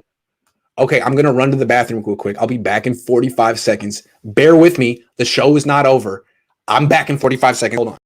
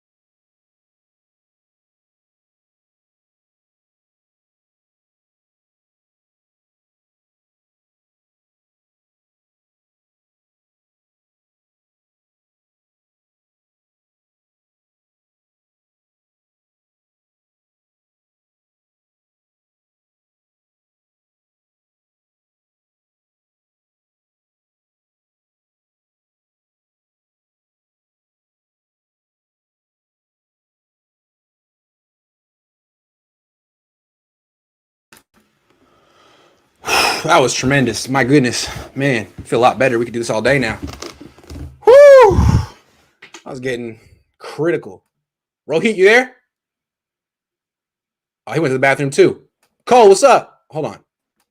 What's up, Cole? Hey, Grant, how's it going? Thank you for dressing up. What's up, man? Yeah, of course. How you doing? Great. I'm all right. I'm way better now, man. How are you? I'm doing good. I listened to your show. Where are you calling from? Arizona. Okay, cool. Yeah. How long you been listening to my show? Tell me. I like to hear. For a long time. I mean, I've been following you for a while, but okay. Yeah, no, I appreciate your work. It's awesome. I mean, no one puts out the work like you do. So, I try. I appreciate it. So I don't always agree with your takes, but neither do I. I just be saying stuff, man. I just say stuff. So I got a question for you though. Sure. And I'll preface it by saying I was listening to a Cardinals podcast the other day. Okay. And they said something interesting. They were talking about the 49ers and this guy was like, yeah, the 49ers, they have the worst fan base. And I was like, kind of taken aback by that. And I was like, oh, okay. So I was thinking about it. And I want to get your opinion on this. What do you think makes a good fan base? Yeah. I was going to say did he elaborate? No, he was just like, they're the worst. I hate them. And I was like, oh, okay. But it got me thinking though, what do you think makes a good fan base and what do you think makes a bad fan base? Well, when I think of bad fan bases, immediately I think of the Arizona Cardinals. Do they have one? Honestly, do they have one? You live down there. I mean, yeah. I went to one of their games. Okay. Yeah, I go to their games and it was a lot of 49ers fans, but I mean, they got people. So what I say about I'm sure they can fill up a stadium. There's 16, 17 games a year. But if I were covering the Arizona Cardinals, what kind of hits would I get? Is that a global brand? Are there fans of Arizona Cardinals anywhere else? Any other place in the world than Glendale, Phoenix, Scottsdale, Paradise. Like, no. I mean, if I were trying to do this covering the Cardinals, I would make no money. I would get no views. That seems like a pretty whack fan base. What I like about the Niner fan base is it's huge. It's like Dallas Cowboys size. It's global. And it seems to me that they're all very passionate year round, very smart. I do a show like basically Niners TV, which is 7 to 11 all day, every day, 7 days a week, Niner topics. They only play 17 games a year. And look at how many people watch. Look at how many people care about the 49ers and want to talk about them year round. I don't think there's a lot of people that want to talk about the Cardinals year round. So how about that? Yeah. How about that? Guy who said that I'm not even a Niner fan, but I'm like, wait a second, man. I know a lot of Niner fans. They keep me employed. Yeah. I'll let them know. All right, man. Good stuff. Thanks for dressing up for all that. You look great. Yeah. What are you doing today? Thank you. I'm going to church. Oh, there you go. So you didn't dress up for me. That's really for God. I got church church is in like 3 hours. I dressed up early for you. All right. I like wearing a suit. Cool. I like wearing my suits. So me too, man. There's nothing better than wearing a suit in your bedroom. It makes me feel good. It does. Absolutely. Look good, feel good. Look good, play good. Yes. Don't you feel much more productive? Like, man, I put the suit on, yeah. I put the tie on, I talk. Now I'm taking it off. That's a day's work right there. Good stuff, man. Go. See you, man. Thanks, Take care. Appreciate it. All right. Yo, what's up, Grant? Hey, what's up, man? What's up, Not Bob? much. What's up, man? Hey, your call last week was epic, man. Hey, okay, so let me tell you what happened. Your phone died, right? No, I lost connection. Okay. I thought your phone died. No, I was mad pressed. I was like mid sentence and it just went boop. It was pretty funny, but that happens on my laptop. Like every other live stream, my laptop just dies, and so I felt your pain on that one. I got a little sad. I'm actually surprised you remembered that. Dope jersey, man. The Deion Sanders white jersey from '94. That's so tight. Probably the tightest Niner jersey there is. Really like that. I remember when I was in first grade after they won the Super Bowl, Deion went to Cowboys, and then all the cool kids became Cowboy fans. But some kids still had the Deion sneakers, the Reeboks, the red ones. Dude. And I was like, man, how does this first grader have the Reeboks? Like, I want those. My parents will never give them to me anyway. Dude, you know how many compliments I get on this jersey? Because everyone that I've seen in Stockton that has one is either a Kittle, Garoppolo, or Bosa. Yeah. And all the other ones, all the vintage ones are like Montana and Young. Yeah. Yeah. No. That was the Deion year, man. It's almost like they had those for Deion, So sick. Love it. It was so great. But the one thing I wanted to talk about was like how everyone wants to cut Jimmy at June 1st. Sure. I don't believe in that for the simple fact that, for one, I don't want to trust Trey Lance that soon. I would definitely say, okay, if Jimmy starts losing or if he gets hit really good, because we all agree he's a soft boy. He's a softie. If he gets hit really good and he starts playing different, throw in Trey Lance. See what happens there. If not, throw in Josh Rosen or Sudfeld.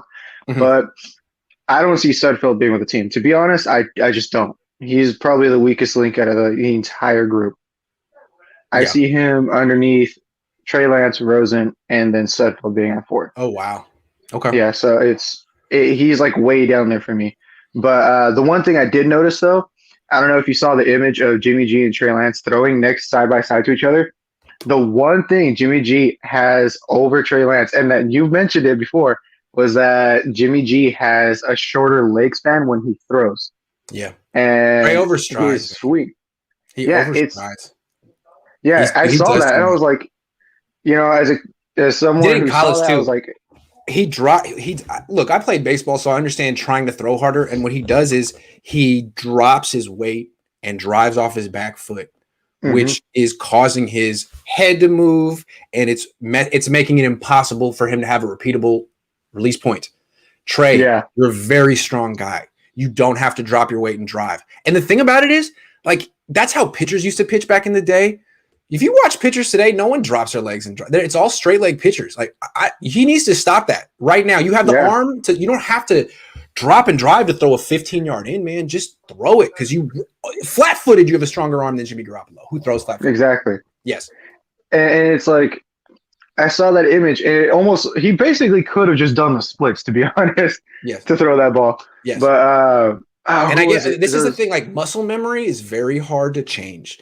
Thank goodness he's only 21 and doesn't have a long history of playing quarterback. He should be able to do it. But I mean, anyone that's tried to change their muscle memory in anything knows it's really, really hard. You need a lot of practice because once you get into pressure situations, you revert. Did Kaepernick ever shorten?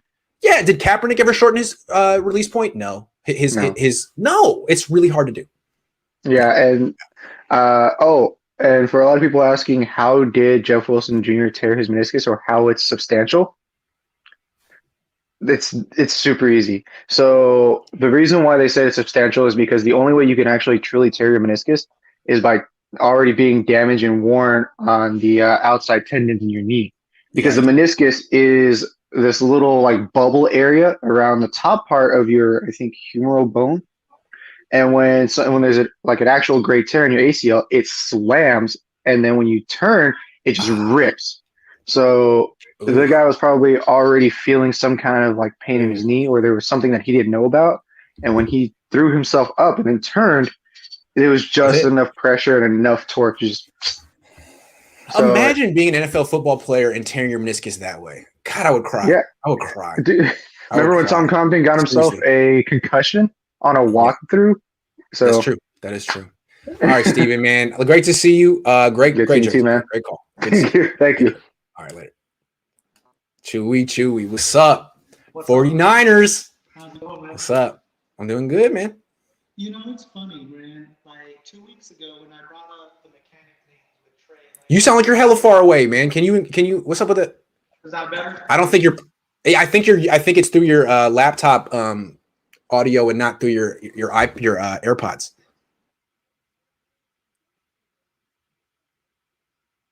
Now I can't hear you at all. Hold on, call back in. I'll jump you back to the front of the line. Call back in, buddy. Call back in. I can't hear you at all. Call back in. All right. All good. B Money. Hey, how's it going, Grant?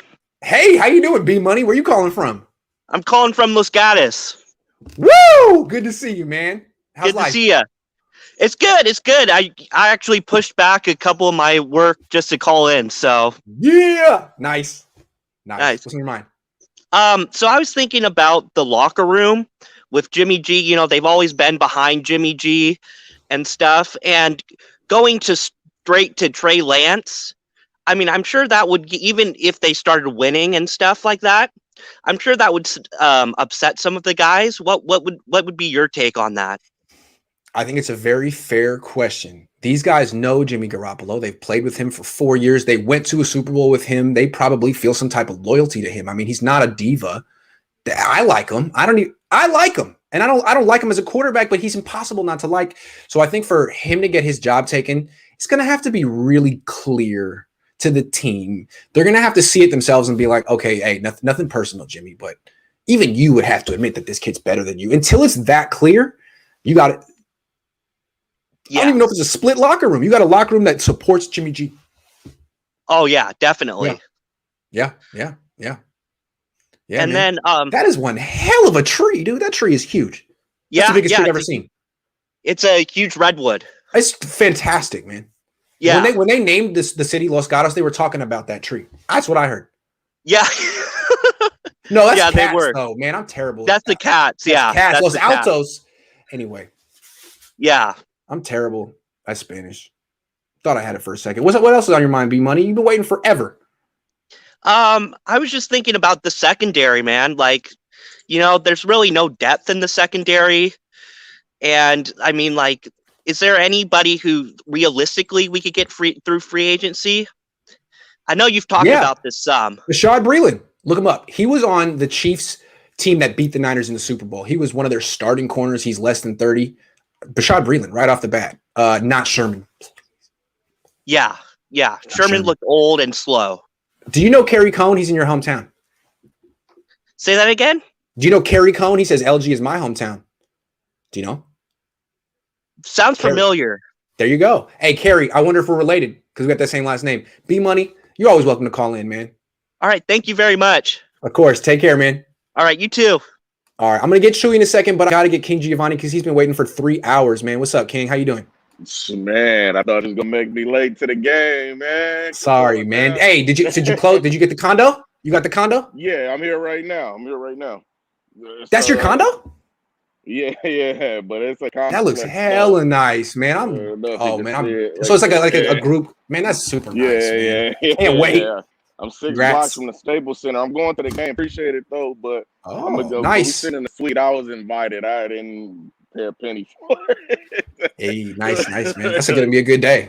Yeah, it's nicer in the Bay right now. I don't know. It looks kind of overcast in LA right there, man. Yeah. It's kind of gloomy out here right now. It's really nice here. I don't know. LA is bipolar weather. It can be. It'll probably be sunny. Can be. Yeah. Yeah. But yeah. So I just had a question for you. How is Kinlaw coming to OTAs, and if he is, how does he look? Yeah, he's there. I saw him. He looks the same, man. He looks the same. But look, I really haven't even tried to assess a lineman yet. I mean, they haven't worn pads or done one-on-one drills. So like in the 11-on-11, which they've done one period of for about 10 minutes, they're kind of just standing up and touching each other. You know what I mean? Like they're not really. So I got to get back to you on that. I want to be fair to these guys. So when it comes to Kinlaw, I'm gonna say this. Like the thing about comparing him to D-Buck, it's not gonna happen. Like no, he's not DeForest Buckner because he's not that kind of player. Not saying it's a bad thing. Like LeBron James, he's more like Armstead in my opinion. Right, LeBron James and Michael Jordan, they're both great, but they're both great in a different way. So Kinlaw could be great, but don't compare him to DeForest Buckner because that's not what they're he different. Is. Now, what I'm looking for with Kinlaw when I see him in one-on-ones is I want to see like, do you have a plan? Because last year it was clear he was like, man, I've just been beating everyone on brute size my whole life, and that's not going to work against Laken Tomlinson. That's all I'm saying. I want to see, do you have a plan? So now, this is what I suggest for him. So for the new Niners fans, maybe they're too young, maybe they're just fair weather fans, whatever. But to the actual fans, like the seasoned fans who know about this guy, this is who I say Javon Kinlaw should watch tapes on, and that's Justin Smith.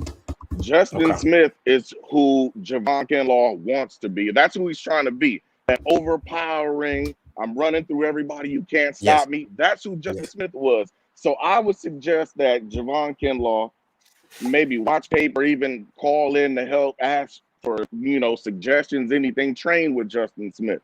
That's who he's more comparable to me. Don't go. He's not going to be the next DeForest Buckner, and that's fine because Justin Smith was just as good as Buck. Let me tell you what Smith did well that Kinlaw needs to do is what he did well, and Kinlaw doesn't do it yet, and Thomas has never done it. Strong guy, but Justin Smith would work half a man. He would work an edge. You'd have him at 3 technique, and he would work an edge, and he would turn a guy. A guy could not. Kinlaw just goes straight into you, man. And most NFL guards can block anyone coming straight into him. So work an edge, have a plan, have a counter. He could do it. He could be really good. Justin Smith made Alden Smith to me. True. And what I was gonna say when it came to Justin Smith, I know you remember the game, NFC Championship against the Giants, where Justin Smith pretty much carried us. If it wasn't for Kyle Williams, Justin Smith. When I say the man went through 2 people and reached around and grabbed Eli around 2 people. That was probably his best game ever, right? Ever. And then he goes to the Super Bowl the next year and he's playing hurt and he's still killing. He got hurt. Yeah. But I think that And 2011 year was probably at his best. Yes. Hands down. He should have been the defensive player of the year that year. Exactly. And so that's my suggestion is Kinlaw, go train with Justin Smith, talk to him, do whatever you have to do. He's chilling in Missouri on a ranch. He's doing nothing, man. He's drinking some beer. He's chilling, man. Hit him up. Yep. Have a great day, man. I have to say, man. Appreciate it, though, man. All right, man. Good to see you, man. Take care. All right, let's get Chewy back. Oh, wait, hold on. It's Chewy time. It's Chewy time. What's up, Chewy? Talk to me. What's up, Grant? I got you now. I got you now. Cool. All right. So first of all, I want to go on here, Grant. I got killed 2 weeks ago when I brought up the mechanics thing with Trey Lance. It happens. I get killed every day. Now everybody's a mechanics guru, apparently. Like, what's that about? You were right, though. You were like, hey, man, He's missing high. What's up with that? And now I see it the second time. I'm like, man, he's still missing high. And when I posted that video 2-3 weeks ago, he missed like 4 or 5 passes in a row high to his right. It was in a row. It's a good call, man. Niner fans were so excited. Like, look at him throw. He looks great. It's like, wait, what about that? What about that 50-second clip here where he misses 5 passes in a row? High. Fans, you could be a fan, just watch critically. Don't just, be a fanboy where you don't see what's actually going on. That is a good distinction. I like that. So I have 2 things real quick. First thing I want to ask about was the 49ers front office this offseason. Everybody called them like liars and saying, hey, they're going to get rid of Jimmy G. They're saying they want to keep him. He's still in the plan. Do you think that they were actually being like the most honest front office of all time? Because they pretty much done exactly what they said they were going to do. They haven't listened to offers for Jimmy G. There's been no rumors. They told Jimmy G right up front that he was still in the plans for this season. Maybe Trey Lance has been the guy all along. Here's the way I look at it, okay? And this is exactly how I look at it. I think Trey Lance was the guy all along for John, for Adam, for everyone except for Kyle. I sincerely believe that Kyle was on his own. He had his own opinion. Also liked Lance. But from what I've heard, pretty much everyone in the league had it ranked Lawrence, Wilson, 1, 2. But after that, some people in the league had Mac number 3. Most had Trey Lance number 3. So I wouldn't be surprised if Kyle Shanahan's board was Lawrence, Wilson, Mac Jones, Trey Lance. Also like Trey Lance. But I do believe that there was a difference of opinion in the organization. So John Lynch can act like he's been telling the truth on the same path the whole time because he has. That's the way I look at it. But I don't know. We'll never know for sure. We'll never know. I like that shirt, though. So my next thing is, right? I like that shirt, yeah. Next thing is, so Jimmy Garoppolo. Let's talk about him a little bit. Nobody ever wants to talk about him.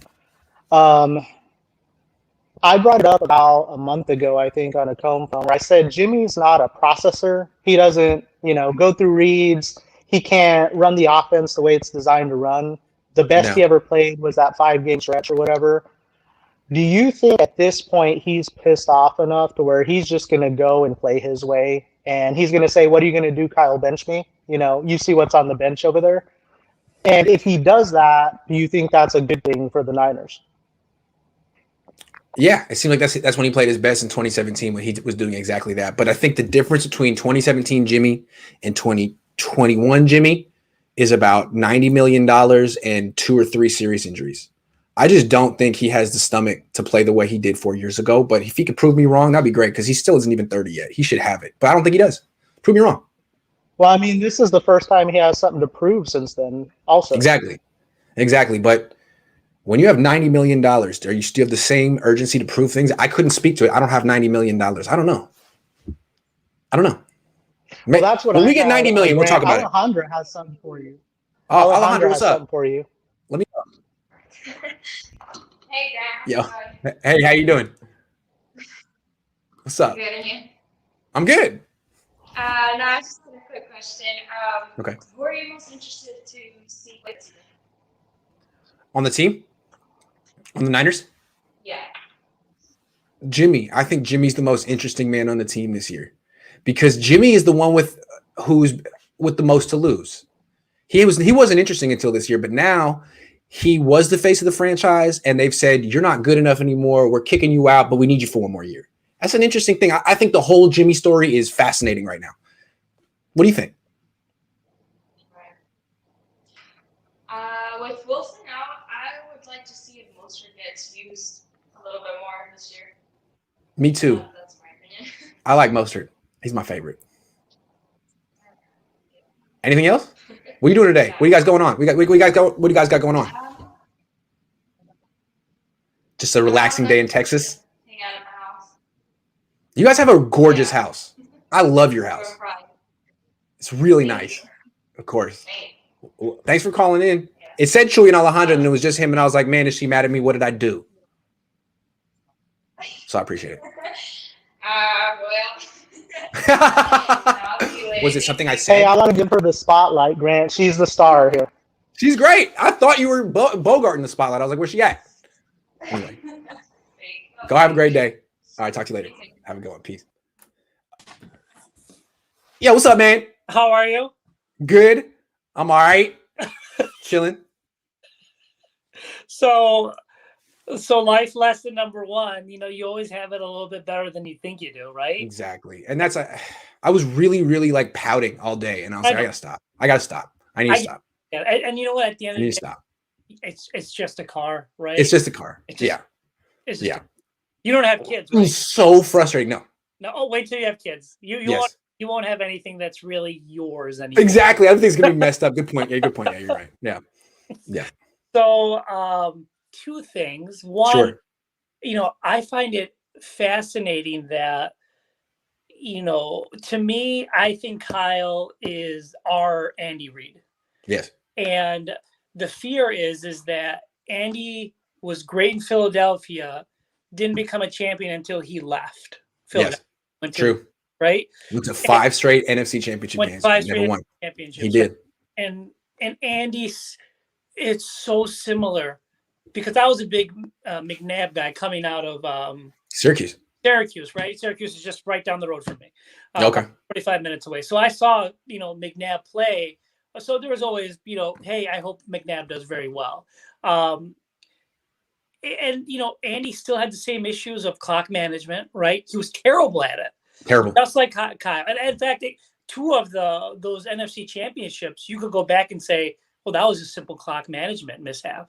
They would have gone in. The Super Bowl, the last drive, clock management issues when they lost against the Patriots. Mm-hmm. And so I see Kyle very much like Andy. Hopefully he can win a lot of games in the next upcoming seasons. But the thing I think that separates Andy from Kyle is that Andy's a really good teacher. Yep. Andy teaches people. Andy teaches quarterbacks of why. And I alluded to that, earlier in the week. I think why is so important in these athletes because a lot of times, they get what they need to get. They're the best, they're the fastest, they're the strongest. No one's really asking them why because the results speak for themselves. Right. Right. And I think if you want to separate yourself, you got to start asking, why am I doing that? Right. And so it doesn't become, you don't revert back to muscle memory. You have to say why. And a good coach is going to ask you why. It seems to me, Kyle, he may be a really good play caller. And I think that's where play designer. Yeah. People get confused on why I personally think McVay is probably a little bit better than Kyle in that aspect, that I think he's probably a better coach. Play design? No, I don't think so. No. But coaching is more than play designing, right? It really is. It's teaching. It's so much. It's a ton of things. Decision making, but teaching also. And Kyle has nothing to teach except for, I guess wide receiver, but he was never a good wide receiver. He's not the wide receiver coach. He's basically was a wide receiver coach for a couple of years, a quarterback coach for 1 year, and then he's been a lifelong coordinator. So he has a very specific skill set. But what's cool about Andy Reid is he has all the skill sets. Same with Sean Payton. He could coach any position on the team, and that's a very important skill set. Right. And the thing that I find fascinating is that you always hear about Andy is that guys run through a wall for Andy. Yeah. They will play hurt. They will, do whatever they need to do to play for Andy because they don't want to let Andy down. I think that also is a skill set that Kyle really doesn't have because Saleh, he definitely's got it. Those defensive players, they played hurt. You could see some of the times them playing hurt. Probably most of them shouldn't have played hurt, right? Yes. And they did. On offense, once they got nicked up, they're like, nah, I'm good. I'm good. I'm not True. I'm not going in anymore. True. That's true. Especially Jimmy. It'll be interesting to see if Kyle can mature enough where he can see the nuances and start asking people why. Because I don't think if he doesn't do that here, when he does do that, I think then he'll get to that top 5 coaching tree that we all think that he's capable of doing. I think the why factor is holding him back. I think look, he's never going to be a good teacher. He's not. He doesn't have that background, but he has a great running backs coach. He has a great tight ends coach. Yeah. He can delegate that stuff. You know what he doesn't have? Yeah. A great quarterback coach. He has Rich Scangarello, who no one wants. And the year before that, he has Shane Day, who no one wants. Hey, man, this is really scary because you drafted a quarterback who needs a particular type of development, and the whole league knew it. Yep. And just giving him good weapons and a good scheme isn't enough. You need to give him a teacher, and there isn't one in this organization. And I think people forget Harbaugh surrounded himself with very smart people. Yes. The defensive side. And you know what Harbaugh has that Kyle didn't? He was a quarterback coach. He was a quarterback in the NFL, something that Kyle has no idea, right? So he could relate to a quarterback. Yes. Hey, you're going to see this because I saw it. And guess what? Yeah. They're going to do that to you. Yeah. And he had a basic understanding of the biomechanics of throwing because he did that stuff. I mean, Kyle didn't throw, although he throws at practice. Right. And watches video of himself. Correct. But that doesn't make him an NFL quarterback. He needs to stop that. It's silly. It's silly. What was the other thing I was going to say? So now, as a 49ers start trimming their roster, start taking a look at things. And, to me, I think the two biggest holes are that cornerback, outside of Verrett, and then obviously our third and fourth wide receiver. It'll be interesting to see, I'm very interested to see Mr. Glass Hurd come onto the field if he can. Because to me, I think he's probably the bigging factor. It's funny you say Mr. Glass. I'm like, there's like 8 people on this team that I could refer to. Yeah, but you know what? D Ford? Oh wait, no, Jalen Hurd. Good call. Could be D Ford. Yeah. But at least D Ford played. He's still yet to play. Yet to play a game. That is true. That is true. The title of Mr. Glass for not playing. You know what I mean? Yeah. That's true. That's true. Yeah. That's true. Man. Have you summed up your travel schedule? Are you coming? I haven't booked yet, but I think it's going to be Chicago, Tennessee, Seattle, Phoenix. I have to decide if I want to do more than that. Okay. I'm going to take my wife with me too, so I can't write that off. She's coming with. Okay. Yeah. All right. Well, So- you're not coming to Detroit. I'll be going to Detroit. You want to Detroit? Huh? Yeah. You're in Detroit. I got to think if I got to see if I can slink that one in there because she's a little nervous because she read the Elmore Leonard books too and she got a different impression of Detroit. But I'm trying to tell her like it's game 1. It's September. It's probably gonna be nice. It's gonna be nice, right? It's gonna be nice. I'm going to Yeah. Philadelphia to see Jason. See if I can see. If I took her to Philly 3 years ago. Uh-huh. Right after I popped the question, we went out and did New York and Philly. So we might skip that one, but I don't know. We'll see. Okay. I don't know. All right. Good to see you though. Good to see If I'm in you. Detroit, I'll definitely see you, man. Okay. Good. All right. Take care. All right. Bye. I'm going reverse order. Yo. What's up? What's up? Real quick, I want to point out 2 things. One, you talked about earlier in the week is like Justin Fields having in the conversation with the Shanahan. Yes. I think the answer is yeah. They looked at him, and I think the fact that they drafted Trey Sermon says a lot. They looked at him and they said, "That's the guy." Totally agree. Yeah. Doesn't it feel like their attitude is, well, I love this running back at Ohio State. I don't know how I feel about the quarterback, but this running back is fantastic. Yep, I agree. I think that's what. Did I lose you? Oh, sorry. Yeah. Say it again. Say you cut out for a second. Say it one more time. You cut out. Yeah. Just that was pretty much it, real quick. Okay. Okay. But the main point is Julio Jones. Let's talk Julio Jones. All right. Maybe it's because I had him on my fantasy team, but I really don't want him to trade for Julio Jones. Here's why. One, he was injured last year. He's 31. He's going to be 32. He's not going to play for Trey Lance till he's 33. Good point. That's a good point. He's going to be playing with Jimmy next year. Yeah.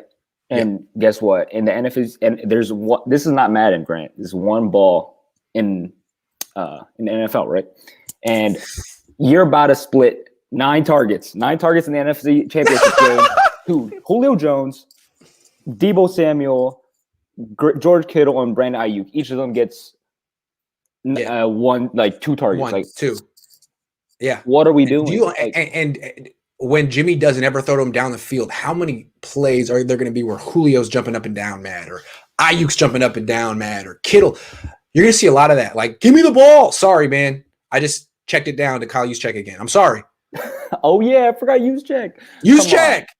Come on, there's a fat chunk of change. Yeah, man. As long as Jimmy's on this team, it's hard to kind of justify getting all these weapons you're not going to use. That was the deal with Emmanuel Sanders. He was good here. They gave him 4 targets a game. Great. It's like, what's the point, man? Yeah, and also, you know, I think you said a second and a fourth, and I don't think that's nearly like that's not even close to enough for like equal to a first round pick for that. Doesn't it feel like some team like the Rams are going to come out of nowhere and just offer a first or two, like they did for Stafford? It's like, well, Yeah. all right. I think there are already rumors that the Falcons have a first round pick offer on the table. Regardless, I think the fact that like everyone's just like throwing a fourth and it'll add something. You know what they spent a fourth round pick on, Grant? You remember? What? A punter, Grant. They spent it on a punter. Oh my god, dude. And I was the only one that disliked that pick at the time. When they made it, I was like, wait a second, this is ridiculous. People were like, no, he's really good. He's a really good punter. I was like, okay, sorry. You're right. Dude. Grant, this is why you gotta pump the brakes on Diamador Lenore and they were taken after the draft, after Mitch Wishnowsky. A punter. Mitch Wishnowsky. It's Grant, true. I know. Grant, how do we draft a punter in the fourth? How old is Mitch? Is he 30 yet? He might be freaking 30. Hold on, I want to know. He came in the league. Wishnowsky age. Dude, he's 29. He's 29. Oh, come in the league when he was like what, 26? Dude, yes, absolutely, man. Yo, just sign a dude. Just sign somebody. I'm sure. That's what I always say. Like, you don't need to draft a punter. There are actually really good punters on the street right now who have tons of experience. It's okay. At least we didn't draft Robert Aguayo in the second round, dude. Oh my god. Did you go to the Rose Bowl? Nah, I didn't go, but I'm a Stanford fan. But after we drafted Joshua Garnett and Solomon Thomas instead of Christian McCaffrey, I don't know if I should keep this on right now. How do you watch that team and think Solomon Thomas is the best player in this team, not Christian McCaffrey? What? Oh my god, it was so obvious. Oh my god, wait, I actually was it this Rose Bowl? I think this was 2013 though, so it's like not this one. But I did go to the USC. Went to a USC against Stanford game when Christian McCaffrey was there, and I think they played at Levi's. And dude, I just watched Christian McCaffrey just like it's like they were down like 3 points. And the Christian McCaffrey just like ran for like the best player Stanford's ever had. Obvious. Yes. Well, Andrew Luck, but he's right there with him. Best athlete. Anyway, I didn't see Andrew Luck though that much. He was good. Good. But I mean, you had a running back who carried the team to the 5th, like seeding. It's true. Like a running back. A running back to the 5th seed. Yeah. I mean, that's unbelievable. And I got to take some more calls though, man. All right, cool. Good to see you though. Have a good one. Thank you. All right. We're almost done. It's 11:28. I'm trying to get these last few people. What's up, Hayu? How you doing? Hey. Hey, where you calling from? I'm calling from Norway. Oh, nice. Yeah, I met you. Didn't you call him before? Yeah, I have. I have a lot to say today. Hey, man, we only got about 5 minutes, so can we boil it in about 5 minutes? Okay, no. Right. I'm gonna keep it short. Hey, I'll mute myself. You go, man. You're up. Okay. Here's the things that I want to talk about. The first thing is that this thing about Jimmy Garoppolo, to me, he's not a good quarterback at all. And he's been propped up by Kyle. To me, if he played in any other non-Kyle offense, he would have 40+ turnovers. Because he can't hold on to the ball. He would have a lot of fumbles. And he would have a lot of interceptions. To me, like if he was in the New York Giants. If he were in the New York Yes. Giants right now, yeah. He would be. That would be him. So to me, I don't rate him at all. Now let me get to Trey Lance. To me, Trey Lance, we all knew the mechanical problem. So this doesn't worry me at all because to me, I think this can be fixed. And his rushing upside alone, to me, makes up for whatever. Let's say he was an inaccurate quarterback all his career. Yeah, it makes up for it. So I'm not worried about that. But, it's like the dead period, so you got to have things to talk about, I guess. And this is one of the topics. I mean, if people remember back in the day, Steve McNair, not the most accurate quarterback, hell of a player. I think there's a lot of similarities between Trey Lance and Steve McNair. Yeah. And also remember on the 49ers, a lot of the time he would have wide open windows. So we've seen Jimmy be inaccurate, bad ball placement. But the guys are so wide open that they make up for it. If you watch Emmanuel Sanders, he bailed out Jimmy on so many bad throws. True. Because he was just wide open, so he just caught them. Now I want to get to Kyle Shanahan, okay? This complex character, like he really is complex, like as a person. If I was playing for him and I've seen like how he interacts with the players, I don't think he's that approachable. Like as a coach, you gotta be like part of the guys. I think he's just like, it's almost like a corporate office for him. Like he delegates them. He tells them what to do. And I don't really think they feel that close to him. They felt close to Salah and Yep. some of the other coaches, but I don't I think they agree. feel that close. I think Kyle wants to be like Bill Belichick, who's not close to his players.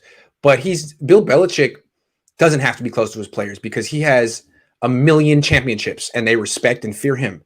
It's different with Kyle. You're not Bill Belichick. You're not. You're not. You're 41 years old and you've lost 2 Super Bowls and you need to be more relatable, more down to earth. And just wearing Yeezys and naming your son Lil Wayne isn't really that. I think it's his godson. Okay, all right. You're right.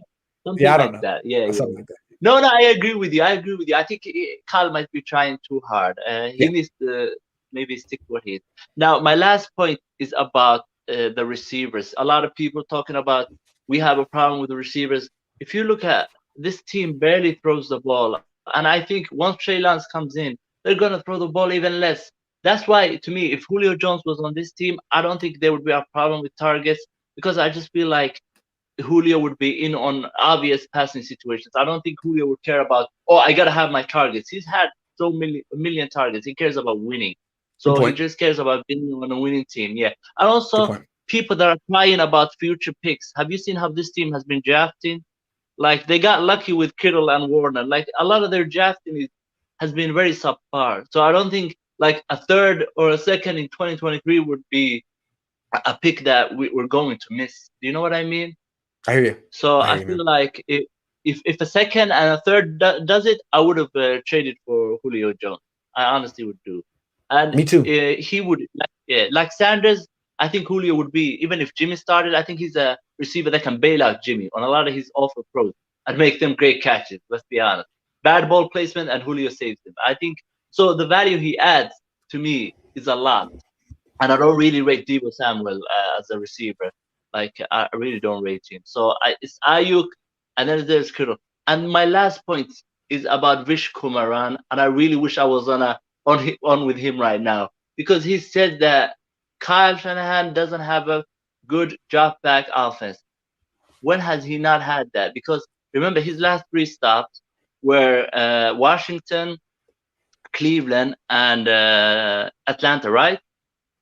In 2 of those stops, he had a rookie quarterback, so he had to modify his offense, right? That was with RG3. And the other one is Brian Hoyer. We know Brian Hoyer needs all the help in the world. So that's why he had to go a lot of play action. But with Matt Ryan, they had drop back, and they were really good. They were the best in the league. So I don't know when he said that they don't have good drop back. If the quarterback is good, he has a good drop back.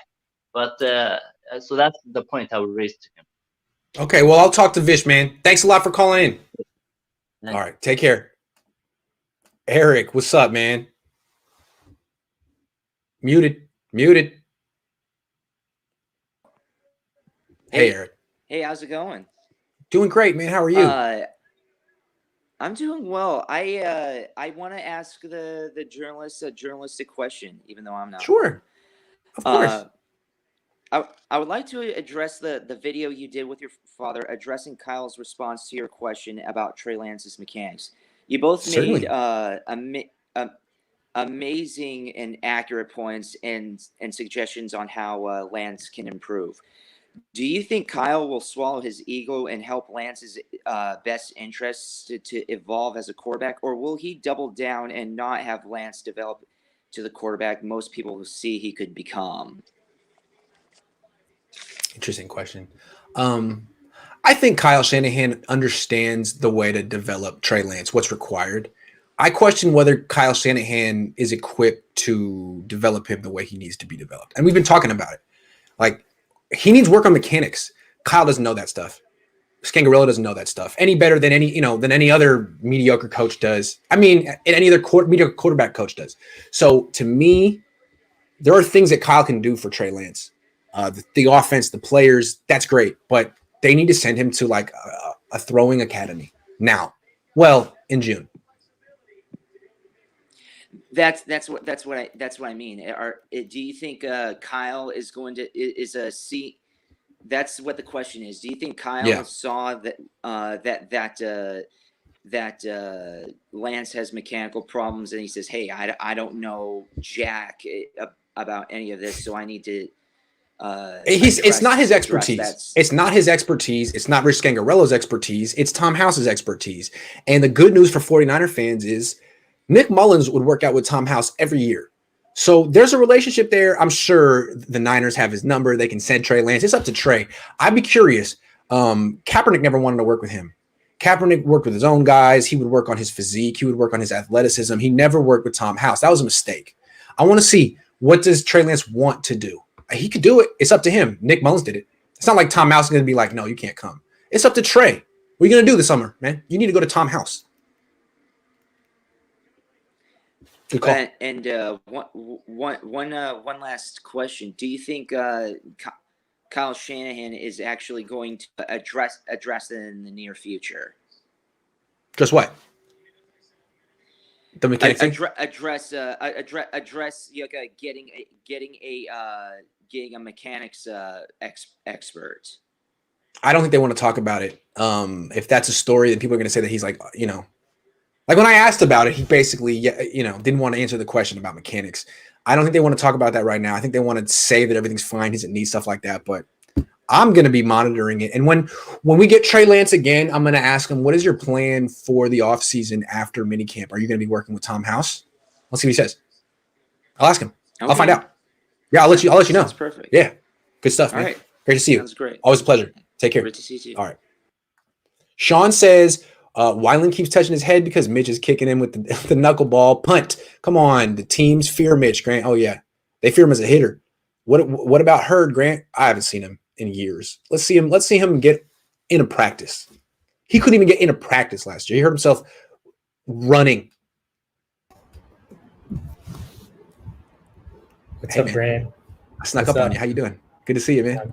Sorry to make you wait so long, man, but I'm glad I got you. Yeah, I'm glad I got you too. So thank you so much. Thank you so much for choosing me. Yeah, I mean, I just really wanted to talk about the Julio Jones thing really, really quickly. The more I analyze it, the more it doesn't make sense. And even if Trey Lance is the quarterback that's going to be starting the majority of the games this year, we're going to be more run first than we were with Jimmy Garoppolo. What did Kyle Shanahan say? He wants the ability to play 11 on 11, right? Yes. How is Julio Jones going to feel when Trey Lance is getting the bulk of the carries and we're just running all these fancy run plays with Julio Jones not in the game, and Julio Jones only comes in the game and it's like 3rd and 6 and 3rd and 7? You think he's going to be happy about that? I don't know. That's how they use Emmanuel Sanders, and to me, it never made any sense. It's like, look, he's good, but you're not using him enough. Exactly.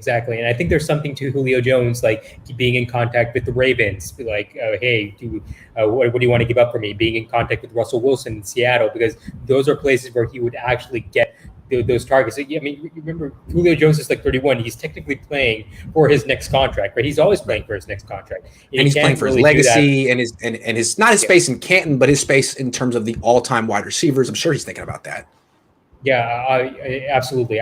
And, could he win with the Niners? I guess, on a good year where everything falls right, I guess. But yeah, everything would have to fall right, and he would have to take a back seat. That's it, because he's not an end-around player. He's not Deebo Samuel in the run game. Definitely not. He's not Brandon Ayuk in the run game.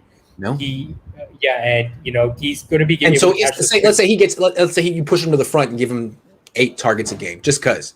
Well, now you're taking targets away from Kittle, Ayuk, Deebo, everyone else.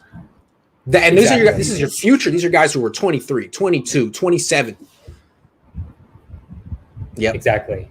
And good point. We talked about Julio Jones. He doesn't practice much.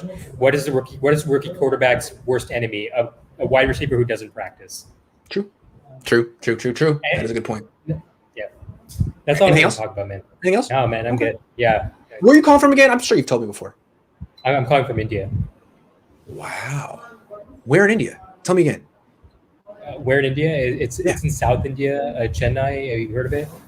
No, but my wife is from Fiji. They're originally from South India. My parents-in-law are here right. Well, they're not here right now, but they're staying here. They're out at a farmer's market. So I'll ask them. Say it again. Chennai. Okay. Yeah. They might be from there. I don't know.